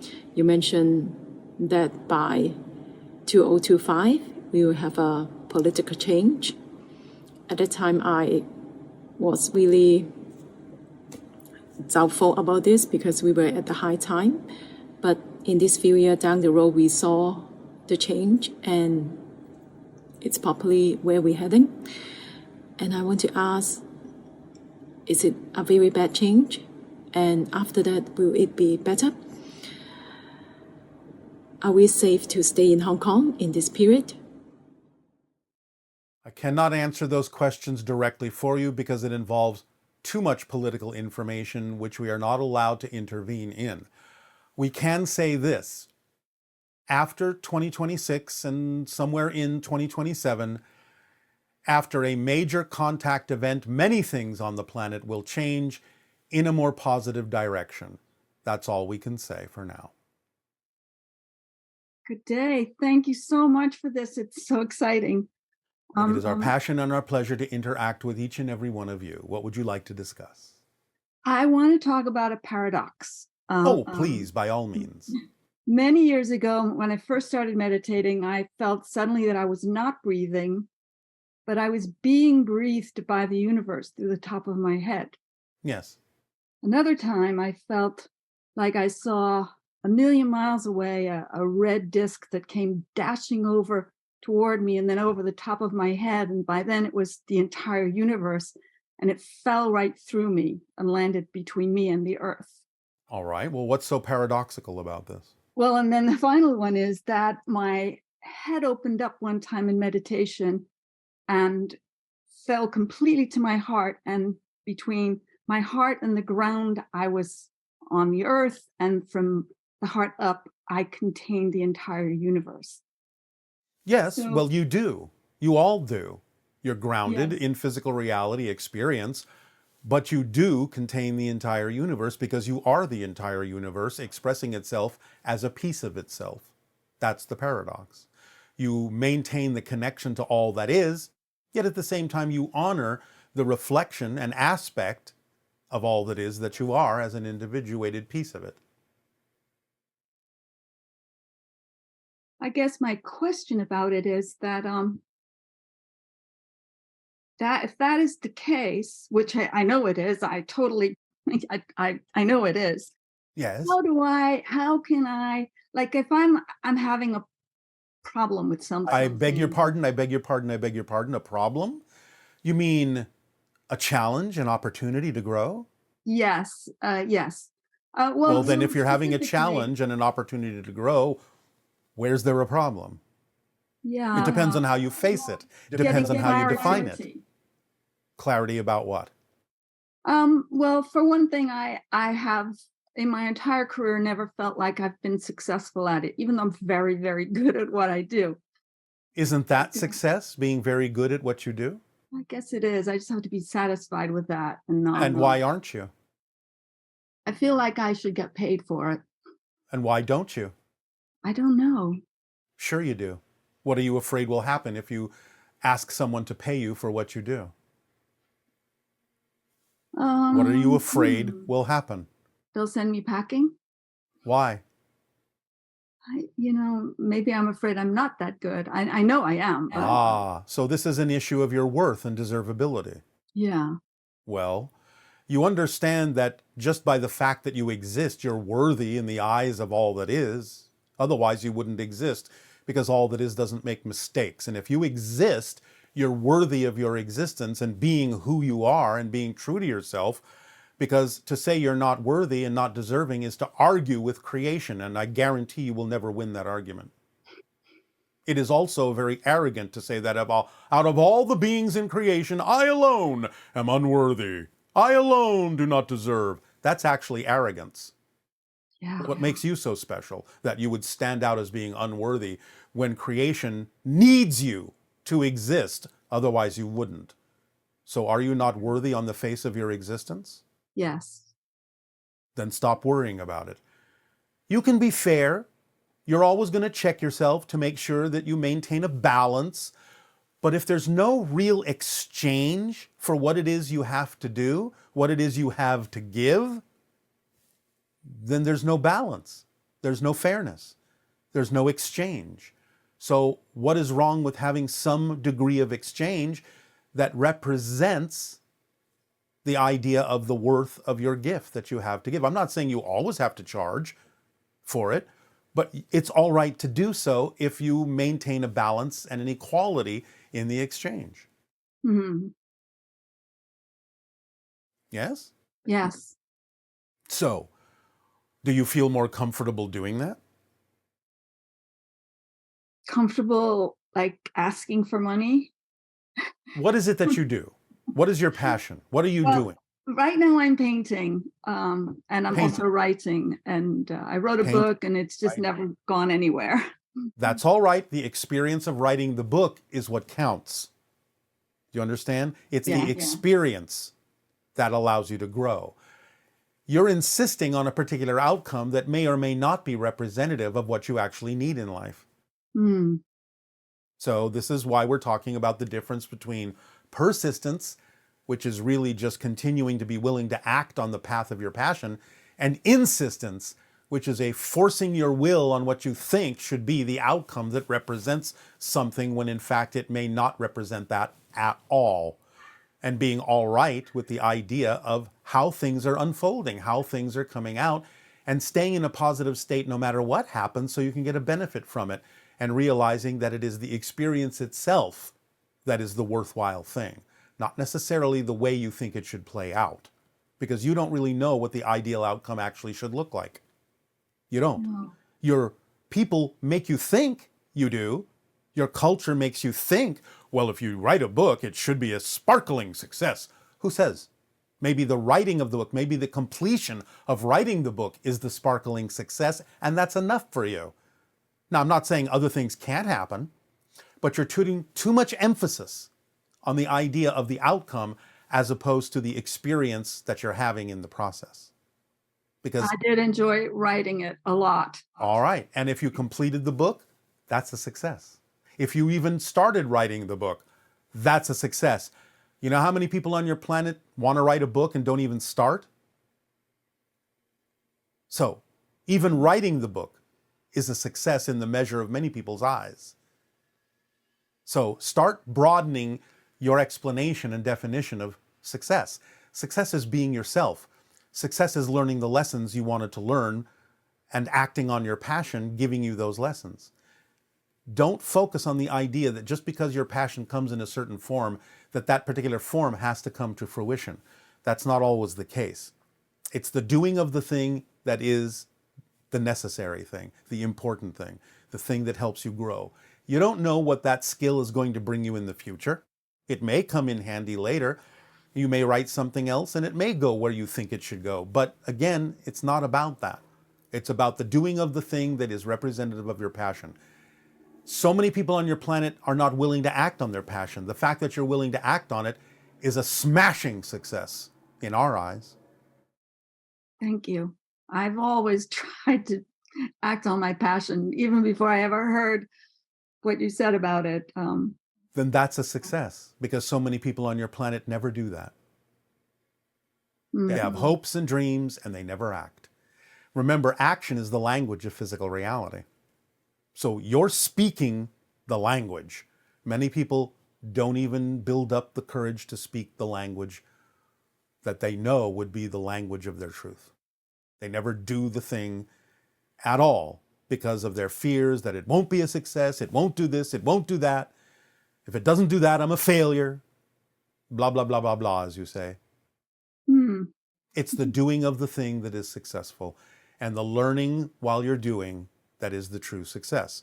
Whatever it is that happens with it, whether people buy the book, whether you become a millionaire, whether you only sell one copy, you know the reason why you wrote the book and the success you got out of doing so, the lessons you got out of doing so, what kind of a person it made you to do so, what it strengthened within you to do so, how it opened up your imagination to do so, how it improved your communication skills to do so.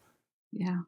Maybe it's not even about the fact that the book sells, but the idea of your imagination opening up, your communication skills improving, that will come in handy later in life in a way that will allow you to look back and go, oh, I see. It's not about the fact that the book sold or didn't sell. It's about that now that I'm in this situation, writing the book gave me the skills I need to really accomplish what I'm accomplishing now. Everything's interconnected. Everything's in orchestration. Don't put so much pressure on yourself about the way you think things are supposed to unfold or come to fruition, because you really have no clue what the ideal outcome is yet. Yeah.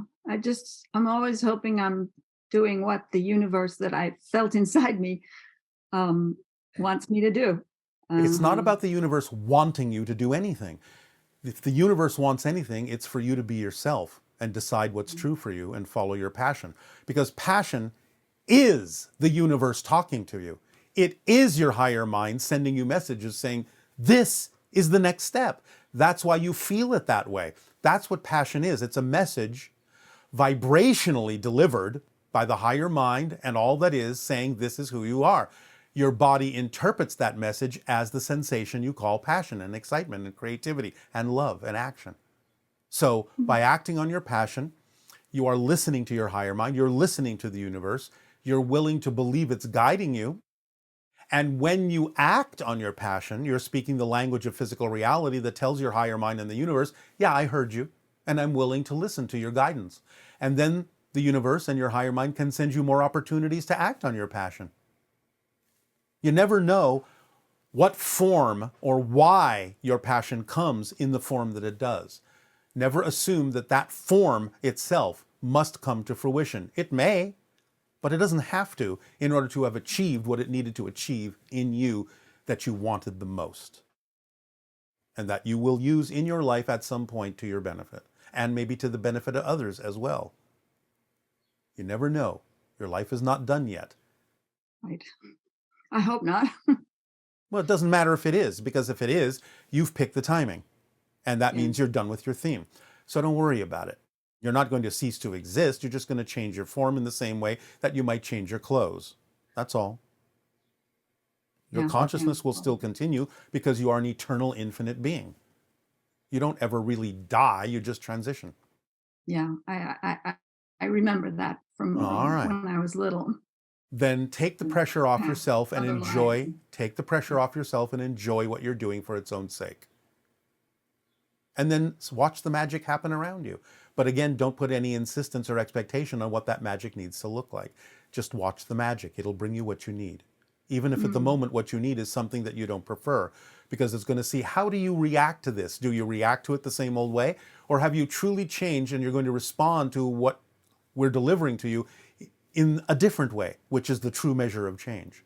The true measure of change is not whether the outside world changes. It's whether you change in your response to things that stay the same. That's how you know you've really changed. And then the outside will mirror that change within you.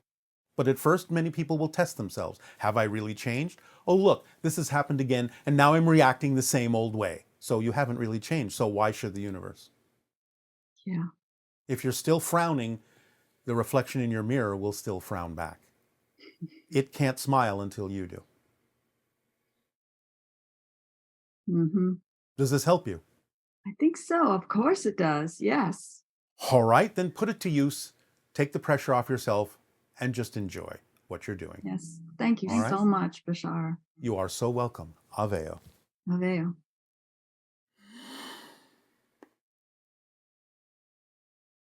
My second question is, I am keen to bring in education-related solution to the earth to free up the kids and the children from the system where we having the system that talk out children from knowing themselves, trusting their intuition. I'm keen to do that. It's really worthwhile. We do it from kids. I think it's very meaningful. Can you give me some idea and inspiration? How should I get started? And am I support in doing this? Thank you. Of course you are supported in many ways in doing this, and we have talked about this quite often.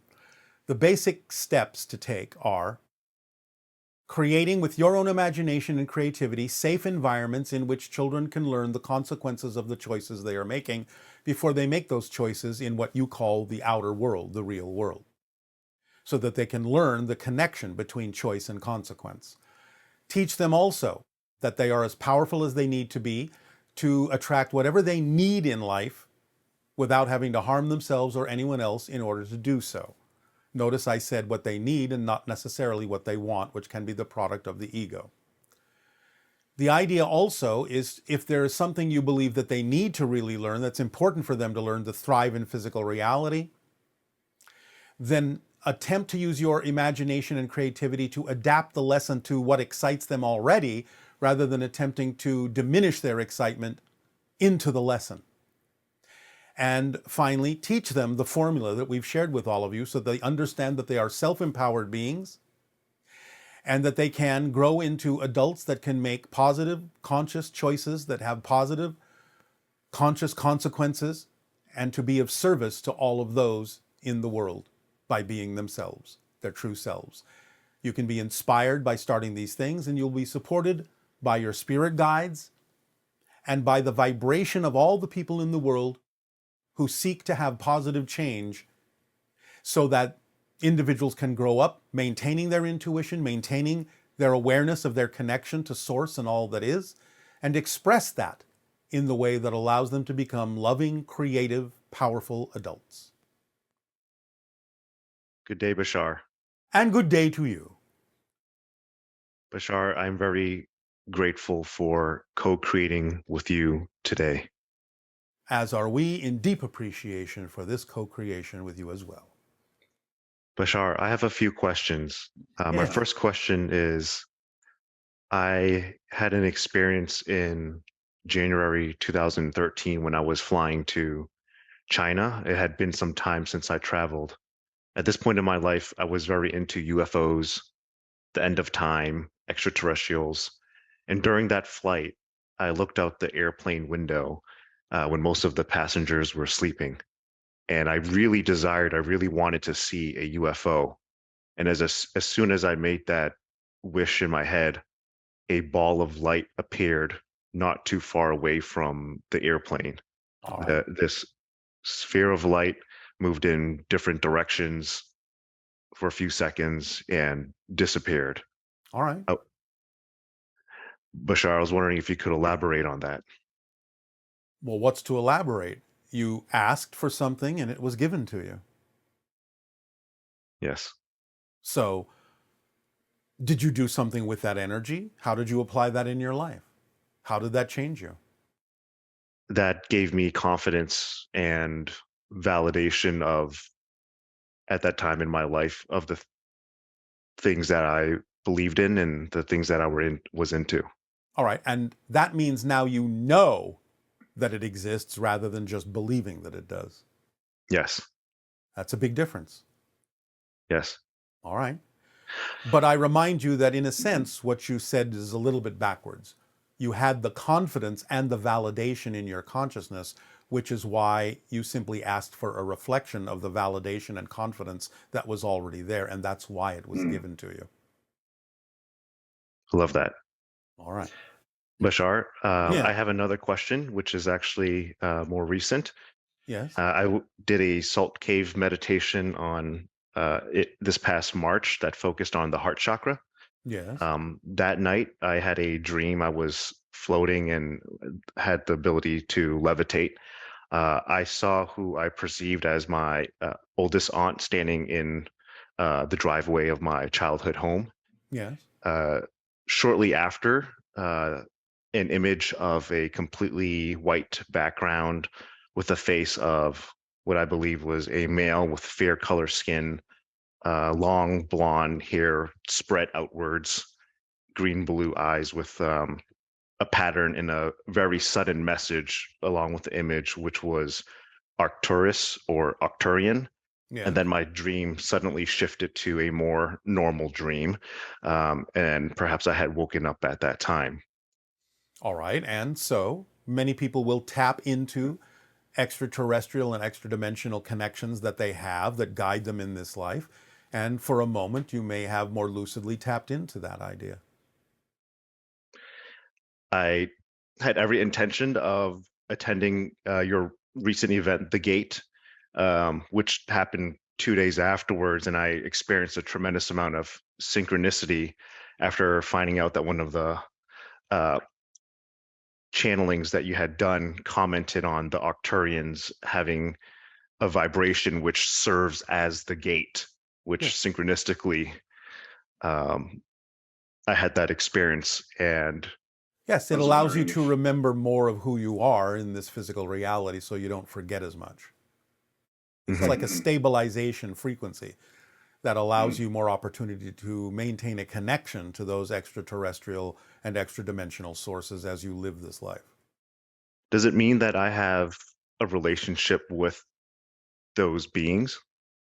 Yes, you've made a connection. You've made a relationship to guide you, as most people on your planet do, whether they're aware of it or not. Mm-hmm. Okay. Bashar, the idea of a higher self, it's something that I've been interested in, and incarnating as a soul here on Earth. Am I having experiences elsewhere at this time? Well, yes, but it depends on what you mean when you say the word I, because you, on the physical level, are this personality. Your higher mind is simply the non-physical part of you that remains in spirit. You are a projection of a piece, shall we say, a part of your greater being into this dream that you call physical reality. Mm-hmm.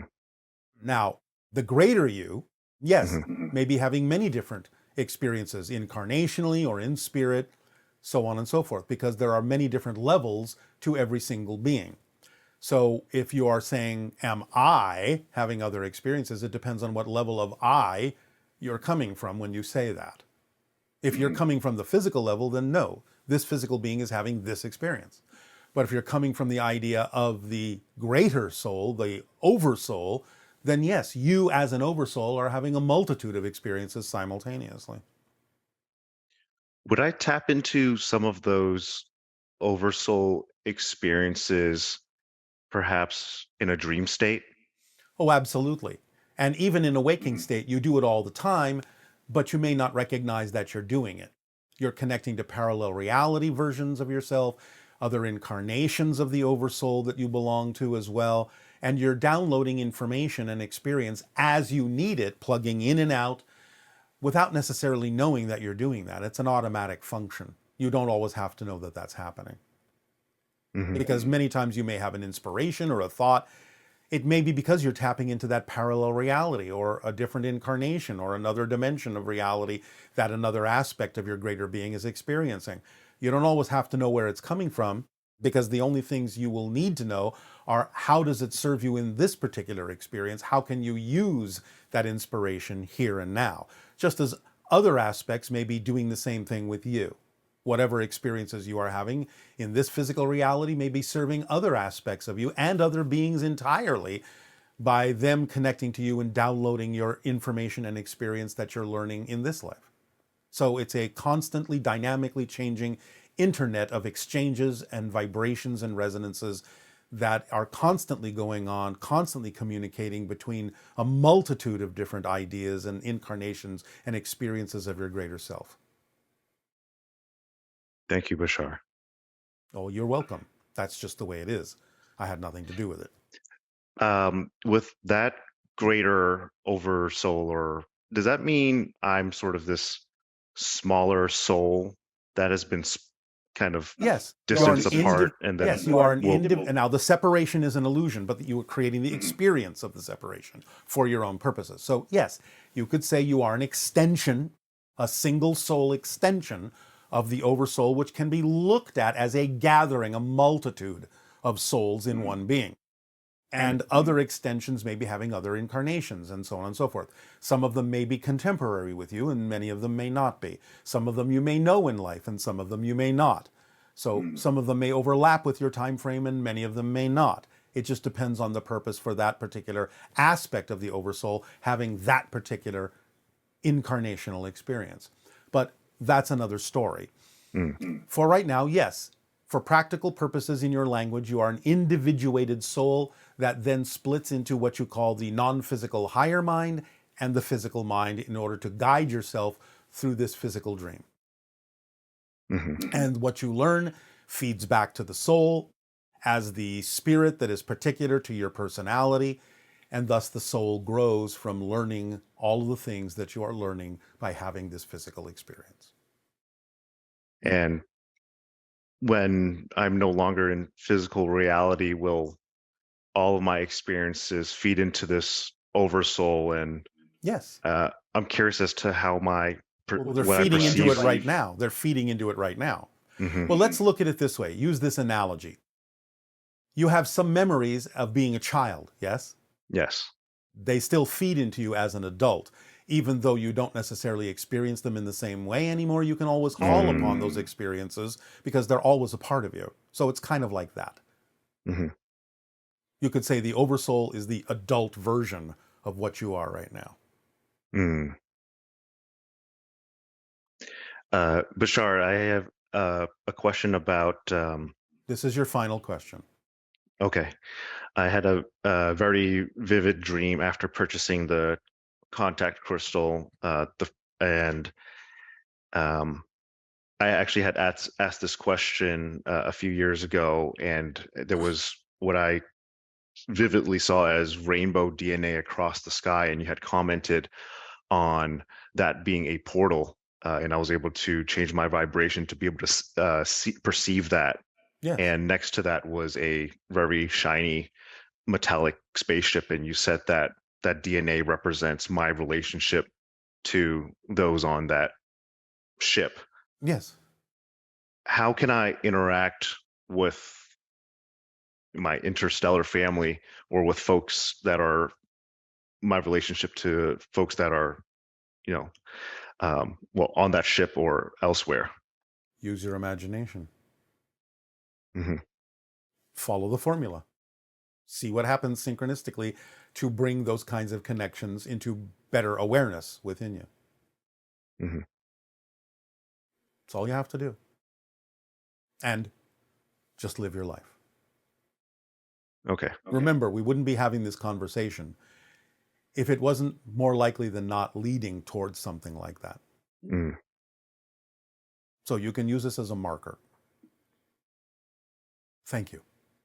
Thank you, Bashar. Aveo. Aveo.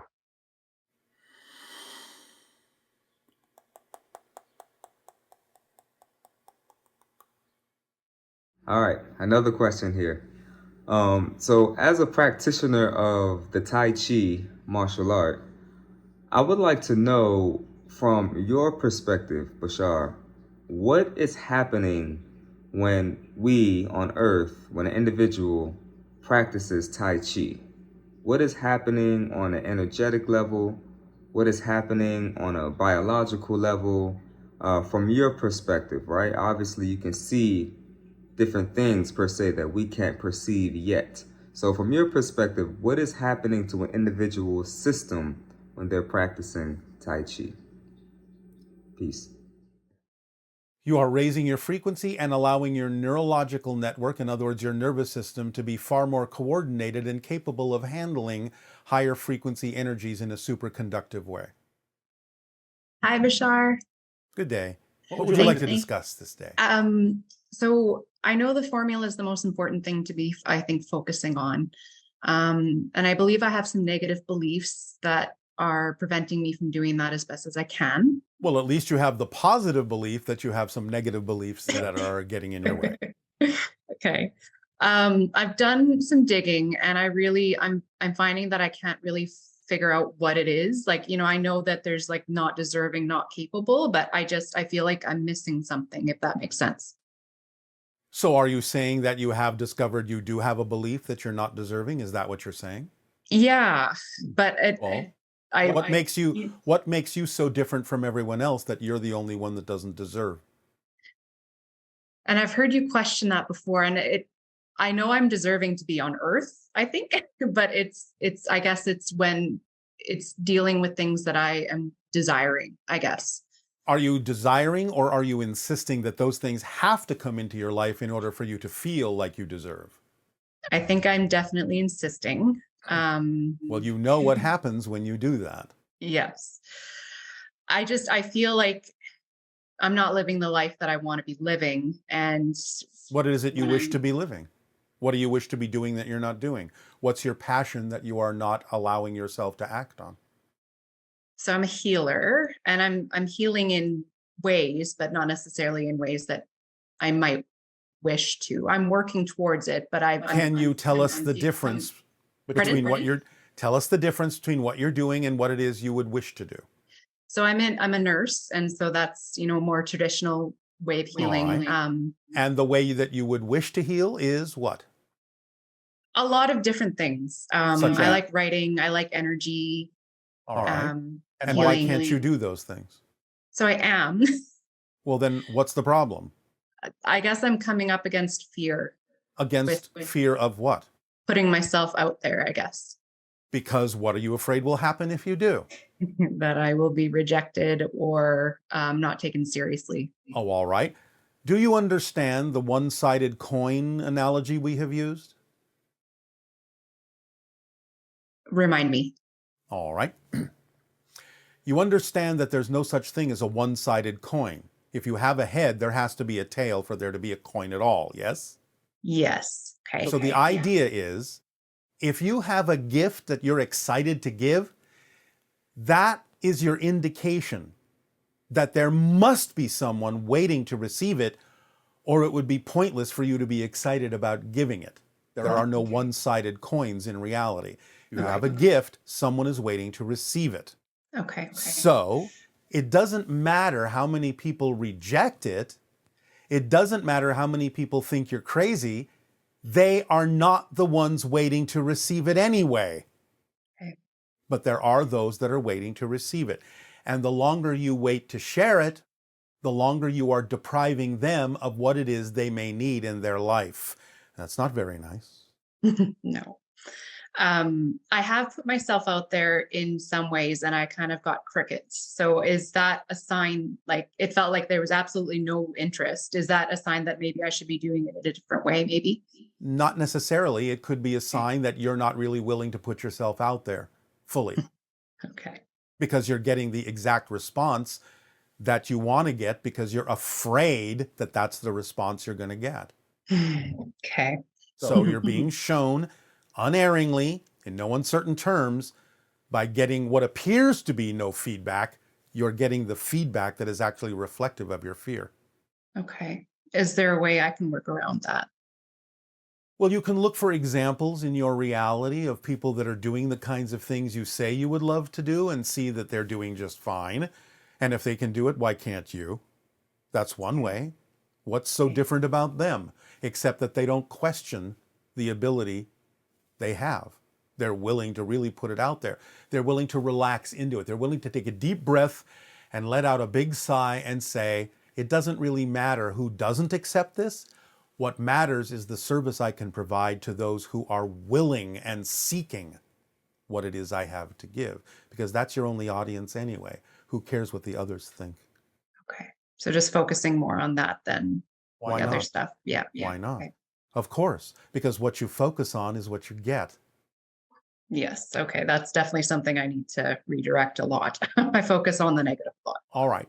So again, do it in whatever way works for you. You can just take a moment. You can put it out there in a way that allows you to sort of do it quietly. But again, when you get used to it, you'll realize there was no point in hesitating anyway, because it's truly who you are. And when you're trying to be someone you're not, it's exhausting, isn't it? Yeah. All right. Are you sick and tired of being sick and tired? Yes. Well, the remedy for that, the cure for that, is to be yourself. Because being sick and tired only comes when you're trying to be someone you're not. Okay. Thank you. You're very welcome. Let the tears flow, because when you change your belief, a lot of the belief systems that you have held on to always have to develop a physical component, a chemical component in your body to match what it is you've been holding on to. So when you're willing to let go of a belief, the chemical constituents have to wash themselves out of your body too, and that happens more often than not than through your tears. So let it flow. Feel the relief. Tears of relief. Tears of release. I've been doing that a lot this month, so thank All you. right. Be yourself. That's the only thing you actually can be anyway. So you might as well just be yourself as soon as possible, because anything else is too much of a struggle.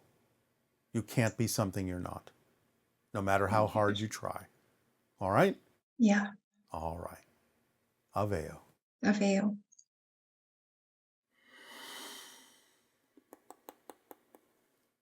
Hi, Bashar. Thank you for taking my question. So, you have stated before that our economic system in the future will be based on the skills of our people, of our citizens, and that's very, very exciting to me.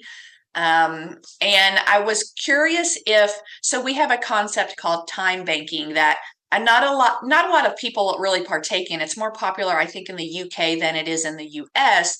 But I was wondering if that type of system is a stepping stone, if you will, in getting us towards what you say is going to be more of a flow chart system where an organizing body is going to be facilitating who needs what services and skills and connecting people synchronistically. Because I'm just very interested in the time banking and skill swap type thing. So I'm wondering if you could just comment any more on that. Thank you. Ha'atu Aveo. It can be. It can be a stepping stone.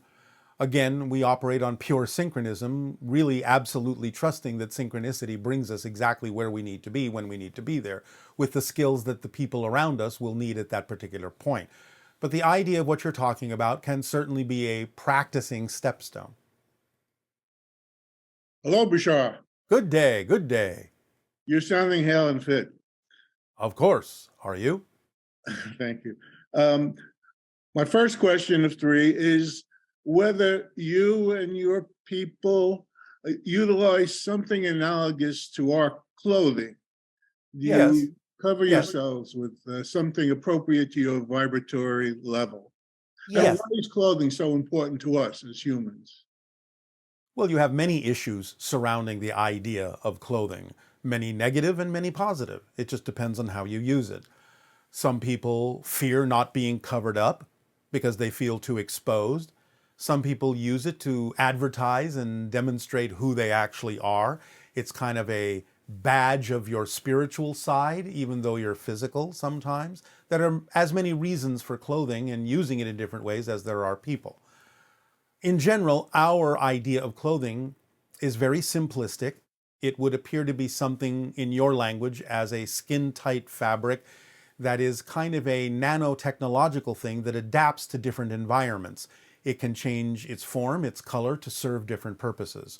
The things we wear can, to some degree, mitigate the temperature, and it can actually even turn into a spacesuit if we wish it to. So it serves many functions made out of a similar material that can alter itself in a variety of ways. Mm-hmm. Yeah, well, my second question is in regard to our seeming mania with celebrities, entertainment, games, and spectator sports in our modern culture. Is there a spiritual reason for this, that we have gone down this path? Well, again, there are always positive and negative reasons for any experience and expression in your reality, but in general, to generalize it, it's one way of understanding that physical reality is a game. It's your projection. So how well you play the game, you can gain practice in playing the game of life by playing other games. And the celebrity aspect is simply your recognition that you are all stars within. You all have that inner light, you all have that spark. And if you use the idea of celebrity as a reflection, that you can be who you truly are, and you can attain within yourself, no matter whether you have an audience or not, the status of celebrating who you are, for that's what celebrity is, a celebration of who you are, then it's a reflection that can be used that way. Does that answer your question? Yes, Bashar. And the third? The third is our current undertaking of our country in this Artemis program to return to the moon. Yes. Is there a spiritual dimension to this, or it is totally, again, man's dominion of the clockwork universe? Do you not see a spiritual dimension of your expansion of consciousness being reflected by your expansion to the stars? I don't know. Again, remember, everything that happens in physical reality is a reflection of things going on in your consciousness. So as you explore the idea of the expansion of your consciousness, you will expand your presence out into the universe, because it's a reflection of the fact that you contain the universe within yourselves. Even listening to some of the astronauts who have been in space and them looking back at the Earth changes them in a way that they see the Earth as a whole planet. They don't see the borders. They don't see the differences. They see that you all belong in the same place, that you're all one. So that can have many spiritual dimensions to it by changing your perspective from being on the Earth to being beyond the Earth and looking back at it as a place of unification, as a nurturing place that really gives you all the ability to connect in very profound ways and erase the differences that are not important between you. Some differences are important, and it is the validation of those differences that will unify you. But the idea of the kinds of negative separations that you've created can be erased when you view the Earth as a whole from space. Many astronauts have had that experience. So yes, there's a spiritual component. Will this endeavor better prepare us for eventual meeting of our space brothers? Absolutely, because you're meeting us somewhere closer to our own natural environment. Does that answer your question? Yes, sir. Thank you very much, Bashar. You are welcome. Aveo. Ave.